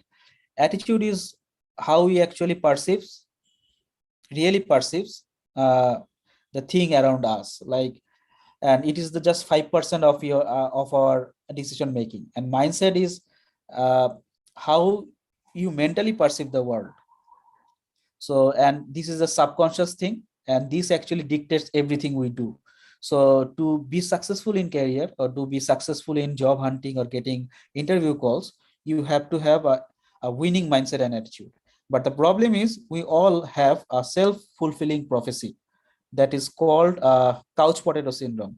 If you can see, we need a job, but we do not want to work for, we do not want to invest time and resource to get the job. Why? This is called the self-fulfilling prophecy. We believe, it's our belief system. Sometimes we believe there is no job suitable for me. You just need to get out of this country. There is no job for me in Bangladesh, so we just need to get out of this country. Or I am too old, or I'm too young. I can't do this kind of difficult tasks. I can do 9-to-5 job, or I can do overtime work. I can travel. So this kind of belief system actually affects the action attitude you have. So you gradually develop a negative attitude.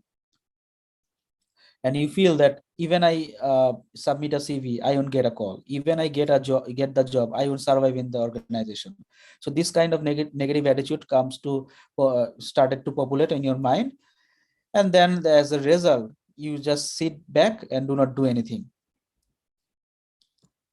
An outcome, this is called the couch potato syndrome. So you start to believe that I only fail. It is not possible for me to get a job. So you do nothing. So this is called the self-fulfilling prophecy. So how to overcome this? The only straight-cut way is to take action. You design a CV, draft a CV, start applying, then start applying and just keep applying. You just don't know, maybe for you it is you will get the call in the 100 submission, or for someone maybe he get the call in his 5th or 6th submission. So it actually depends. But don't stop your action. So it's the first step. But we generally, what we do is stop our action, and we stop looking for job opportunities, and even we do not update our CV. So someone asked, like, should I update my CV or not? Like, as you can see, once you have done with your CV, you may feel very happy, like everything is done. I have a good CV, so I have nothing to do.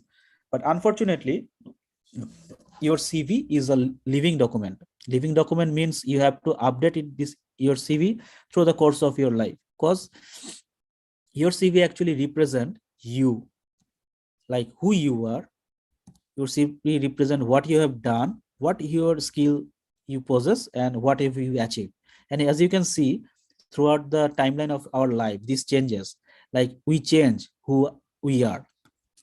We gather new experience, we gather new skill set, and our achievement increases gradually. So we have to update our CV, and that is why it is called your CV is never complete until you die.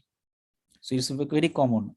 Once you are dead, you do not have to update your CV, but until you are living in the world and you are breathing, you have to keep updating your CV to be competitive and to be smart enough to apply any kind of job opportunity when it's popped out. Yeah, sir, in spite of giving interviews, when you don't get selected, we easily lose our motivation. This is quite common, right? It's quite common. As I mentioned, you have to develop your mindset. Like, for me also, I have been rejected several times in my life, and it's quite common. And even after my reference check, like, I am done with my reference check and I'm just waiting for my appointment letter, then I got the rejection letter. So it's quite common in everyone's life to get rejected. That is why it is said that you have to have your winning mindset. You have to spend lots of time in your CV. You have to spend a lots of time in your LinkedIn profile to make it, to update it and make it, like, even after you fail one interview, you learn something. Why not reflect those learning in your LinkedIn profile and your latest version of CV? That will actually help you to get next opportunity. So everything takes time, and for this timeline is different for everyone. So it's quite difficult to get motivated in this world, but there is no other option, and no other option. We have to be motivated to have a good life in this world. Yeah, so Sir, yeah, sure. if you don't mind, can I say something? Yeah, sure. Sir অনেক সময় দেখা যায় কি আমাদের যেসব ফ্রেন্ডরা মানে যারা আমাদের সাথে পড়াশোনা করছে, সে দেখা যায় যে মানে আমাদের ফ্রেন্ডরা না ঠিক মানে যারা আমাদের জুনিয়র, তারা দেখা যাচ্ছে স্যার যখন আমাদের আগে যারা আমরা মানে মাস্টার্স অথবা এমবিএ তে পড়ছি, যখন আমাদের আগে যখন তারা জবে ঢুকে যায়, মানে তখন কিন্তু স্যার মানে একটা সেলফ ডাউটিং শুরু হয় যে আমিও তো সেম পড়াশোনা করলাম, আমার তো সেম ডিগ্রি আছে, বাট স্টিল সে আগে জবটা পেলো কিন্তু আমি এখনো কেন পাচ্ছি না? ইয়া, সো এটার আসলে উত্তর কি? এটার উত্তর হচ্ছে পৃথিবীতে ভালো অপরচুনিটি অনেক লিমিটেড, আর ভালো অপরচুনিটি ডিজার্ভ করে এমন মানুষের সংখ্যা অনেক বেশি। এটা হচ্ছে কাইন্ড অফ আ পিরামিডের মতো। So all the good opportunities are the top of the pyramid, but deserving candidate হচ্ছে রিভার্স পিরামিড। বাট ওই গুড অপরচুনিটি যারা ডিজার্ভ করে তারা রিভার্স পিরামিডের মতো। সো খুব স্বাভাবিকভাবেই এই কম্পিটিটিভ ওয়ার্ল্ডে সবার পক্ষে ওই লিমিটেড অপরচুনিটি গুলো গ্র্যাব করা সম্ভব না। আপনাকে কিছু না কিছু স্যাক্রিফাইস করতে হবে, যেটাকে আমরা বলছি balance, trade of. So maybe আপনার এই টাইমিংটা হচ্ছে আপনার ট্রেড অফ। আপনি এখন পাচ্ছেন না, পরে পাবেন, অথবা আপনাকে অন্য অপরচুনিটি গ্র্যাব করতে হবে, অথবা আপনি বুঝতেই পারছেন যে আপনি ওয়েল ফিটেড না ফর দিস স্পেসিফিক অপরচুনিটি বা এই অপরচুনিটি গুলার। দেন আপনাকে এমন একটা ফিল্ড খুঁজে বের করতে হবে যেই ফিল্ডে আপনি এটার জন্য সুইটেড। কজ এটা হচ্ছে খুবই ন্যাচারাল, এটা মানে ন্যাচারাল কম্পিটিশন পৃথিবীর মতো। যেমন আমাদের পৃথিবীতে বেঁচে থাকার জন্য ধরেন একটা যদি এই ধরনের মডার্ন সিভিলাইজেশন না থাকতো, আমাদের কিন্তু তখন ডে টু ডে খাবার সংগ্রহ করার জন্য ন্যাচারাল কম্পিটিশনে যাইতে হইতো। আমাদের কিন্তু এখন বাঘ সিংহের সাথে ফাইট করতে হয় না খাবারের জন্য। বাট কিন্তু যদি ন্যাচারাল যদি আপনি পৃথিবীটা চিন্তা করতেন, যখন আসলে সিভিলাইজেশন ছিল না, তখন কিন্তু আমাদের সকালবেলা ঘুম থেকে উঠে বাঘ সিংহের সাথেও ফাইট করতে হইতো, ইভেন ভাইরাস ব্যাকটেরিয়ার সাথেও ফাইট করতে হইতো পৃথিবীতে বেঁচে থাকার জন্য। এখনো কিন্তু কমে আসছে, বাট এই ধরেন গত 2 বছর আগে কোভিড এর সাথে আমাদের ফাইট করতে হয়েছে। এগুলোকে বলা হয় ন্যাচারাল কম্পিটিশন। সো এটা থেকে বের হয়ে যাওয়ার আসলে কোনো মানে সুযোগ নাই। এটা আপনাকে মেনে নিয়ে চলতে হবে। পৃথিবীর সব যাদেরকে আপনি অ্যাপারেন্টলি সাকসেসফুল মনে করতেছেন, তাদের জীবনেও এই অপ্রাপ্তিগুলো আছে এবং এই রিজেকশন গুলো আছে। দ্যাট ইজ ওয়াই হচ্ছে আপনাকে যে মাইন্ডফুলনেস প্র্যাকটিস করতে হবে। এখন এইটা কিভাবে করবেন is not scope of this discussion. অনেক ধরনের সুযোগ আছে। আপনি ভালো বই পড়তে পারেন, ভালো সিনেমা দেখতে পারেন, মেডিটেশন কোর্স থেকে শিখতে পারেন কিভাবে নিজেকে কন্ট্রোল করতে হয়, বই পড়ে সম্ভব।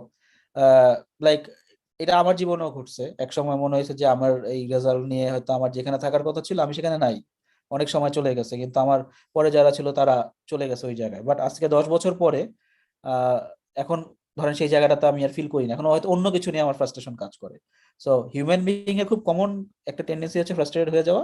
বাট এই ফ্রাস্ট্রেশনটাকে যেটা করতে হবে সেটাকে অ্যাকশনে কনভার্ট করতে হবে, যে না ঠিক আছে আমি এটাতে পারি নাই, অন্যটাতে পারবো, অথবা এটাতে আমাকে পারতে হবে, so I have to amend myself, নিজেকে আরো গুছাইতে হবে, এরকম কিছু একটা।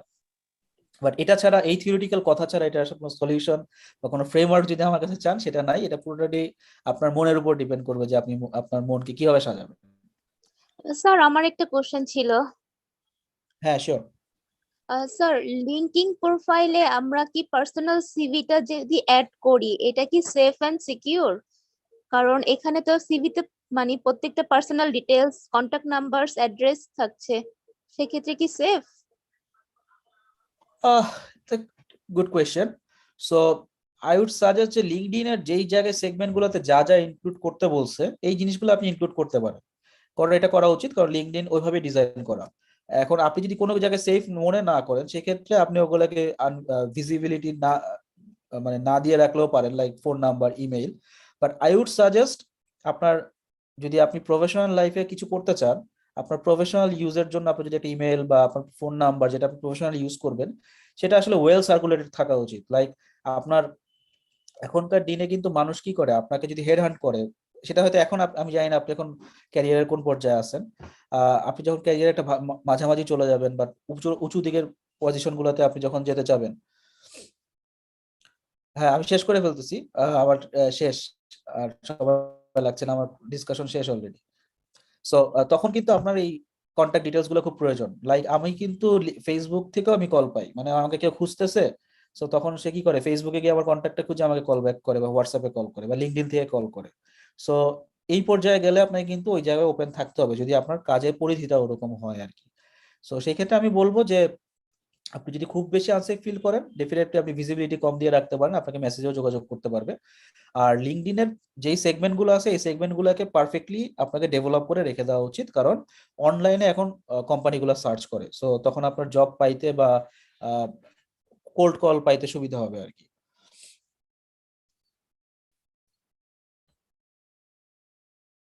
জি, thank you sir.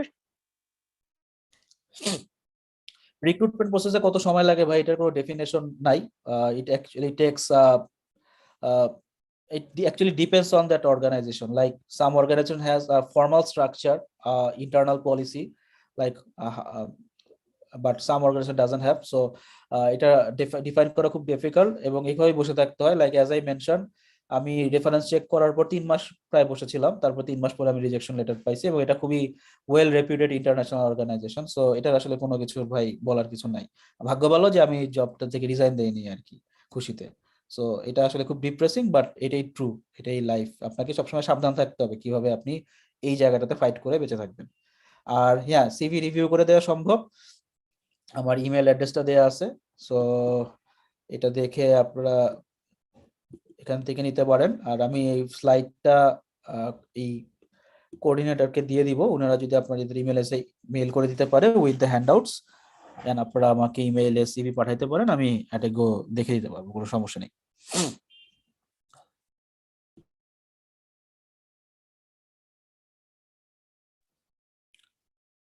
So I guess we don't have any more question. Okay, so almost 10. ভাইয়া Yeah. ভাইয়া দেখা যাবে আজকে থেকে 1-2 মাস পরে যখন সিভি আপডেট করতে যাব, তো দেখা যাবে ভাইয়া বিভিন্ন প্রবলেম ফেস করতে পারি, তখন কি ভাই আপনার সাথে লিঙ্কডইনে যোগাযোগ করা যাবে?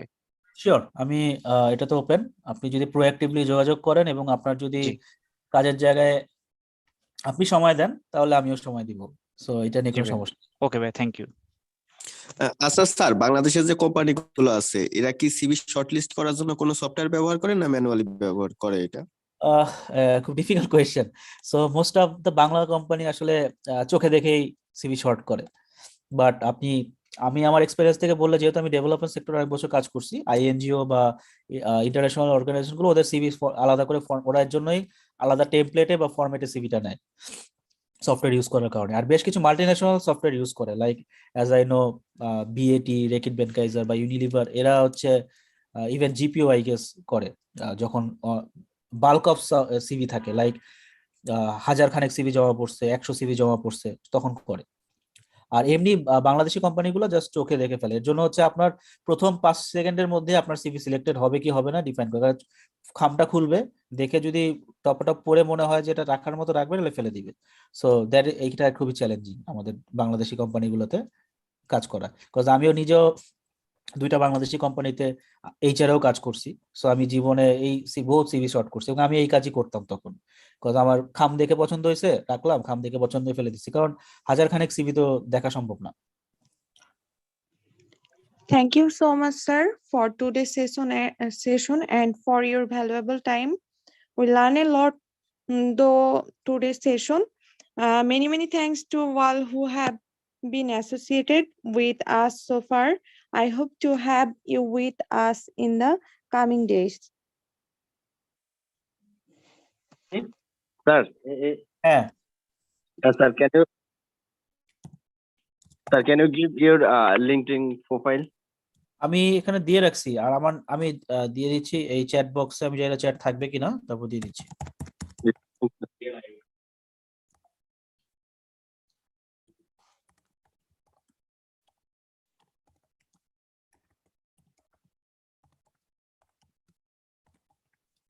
আমার এই নামটা দিয়ে লিঙ্কডইনে সার্চ করলে আমার প্রোফাইল চলে আসবে, একজনই আছি আমি দুনিয়াতে, সো কঠিন হবে না। আর ভাইয়া আমাদেরকে ফরম্যাটটা কি সেশনে পড়ে দেওয়া হবে? আমার কাছে তো সবগুলো ইমেল অ্যাড্রেস নাই ভাইয়া, আমি যেটা করব, আমি হচ্ছে যে ফারহানার ব্রেইনস্টর্মের কে আমি দিয়ে দিচ্ছি। জি সো আই গেস ওনাদের কাছে আপনাদের ইমেল অ্যাড্রেস আছে, সো আমি ওদেরকে রিকোয়েস্ট করবো আপনাদের ইমেল অ্যাড্রেসে পুরো জিনিসটা পাঠিয়ে দেওয়ার জন্য। জি ভাই, থ্যাংক ইউ ভাই। ওকে, বিকজ আমার কাছে এই চ্যাট থেকে আসলে ডিফিকাল্ট হয়ে যাবে সবগুলো ইমেল কালেক্ট করা, সো আই গেস ওদের কাছে রেজিস্ট্রেশন থাকার কথা। জি ভাই, ফারহান আপুকে দিয়ে দিলে উনি আমাদের সবাইকে দিয়ে দিতে পারবে sure, গ্রুপে। ঠিক আছে, জি ভাই, হ্যাঁ গ্রুপেও দিয়ে দিতে পারে, রাইট। জি ওকে দেন, ওকে, আমি একটু কথা বলে শেষ করে দিচ্ছি হ্যাঁ তাহলে। শিওর শিওর, হ্যাঁ ওকে, আমি হচ্ছে আব্দুল্লাহ আল ফাহিম, প্রজেক্ট অ্যাসোসিয়েট। এই ফুল প্রজেক্টে আমি আছি আপনাদের সাথে, সবসময় মেইল পাচ্ছেন আমার আমার কাছ থেকে। সো এই যে বিষয়টা সিভি রিভিউ অ্যান্ড এভরিথিং, আমি একটা কাজ করব, আমি হচ্ছে ভাইয়ের কাছ থেকে হ্যান্ডআউটস গুলা আমার মেইলে নিয়ে নিব, নিয়ে আপনাদেরকে আমি একটা গুগল ড্রাইভে হ্যান্ডআউটস, হয়তো সিভির ফরম্যাট থাকতে পারে বা স্লাইডটা থাকতে পারে, 2-3টা ডকুমেন্ট হতে পারে, আমি একটা ড্রাইভে আপলোড করে দিব। আর একটা গুগল ফর্ম দিচ্ছি আপনাদেরকে, আমাদের যেহেতু গ্রুপ আছে, ওইখানে আপনারা আপনাদের সিভিটা আপলোড করে দিবেন, আপনার মেইল অ্যাড্রেস, নেম, ওইখানে সবকিছু থাকবে, দিয়ে দিবেন। এন্ড ফাইনালি হচ্ছে আমি ওই শিটটা শেয়ার করে দিব ভাইয়ের সাথে। তো তার জন্য ইজি হলো, কনভেনিয়েন্ট হলো যারা শেয়ার করতে চাচ্ছেন আপনাদের সিভি রিভিউর জন্য। সো এটা হয়তো বেটার একটা প্রসেস হবে, আই থিংক। শিওর, যেটা আপনাদের জন্য কনভিনিয়েন্ট হয় আমার সেটাই বেটার, আমার কোনো সমস্যা নেই। আই গেস একটা জায়গা থেকে কোঅর্ডিনেট হলে সবচেয়ে ভালো। সো আই গেস এটাই ভালো হবে। ওকে, ঠিক আছে। এখানে যারা আছেন, আর ইট ওয়াজ এ লং সেশন, প্রায় 3 ঘন্টার মতো হয়ে গেছে। সো আই থিংক এত ডিটেলস আসলে সিভি এন্ড ইন্টারভিউ নিয়ে হয়তো কোথাও সেশন হয় না, ওয়ার্কশপ হয়, এত ইন ডিটেল কোশ্চেন অ্যান্সার এইভাবে হয়তো হয় না। সো আই থিংক এখন পর্যন্ত যারা আছেন 50% অ্যারাউন্ড, সবাই হয়তো অনেক হেল্পফুল একটা সেশন পাইছেন এখন পর্যন্ত। And it's a big opportunity যে আপনাকে কেউ সিভি রিভিউ করার একটা অপরচুনিটি দিচ্ছে, কারণ ভাইয়া কিন্তু তার পার্সোনাল টাইম থেকে এই টাইমটা বের করবে, ঠিক আছে, আপনার সিভিটা রিভিউ করার জন্য। সো ওই জায়গায় আপনার সিভিটাও সেভাবে রেডি করে দিবেন। যদি রেডি না থাকে, আপনি সময় নেন, 2 দিন সময় নিয়ে রেডি করেন, রেডি করে ওইভাবে দেন, ঠিক আছে। সো এটাই বলার ছিল। আর সবাই কানেক্টেড থাকার চেষ্টা করবেন ভাইয়ের সাথে, যেহেতু ভাই একটা অপরচুনিটি দিছে আপনাদেরকে, ঠিক আছে। সো এটুকুই বলার ছিল। সো থ্যাংক ইউ সবাইকে। থ্যাংক ইউ আব্দুল্লাহ ভাই, সবাইকে ধন্যবাদ, ভালো থাকবেন, গুড নাইট। আসসালামু আলাইকুম। ওকে, আল্লাহ হাফেজ সবাইকে।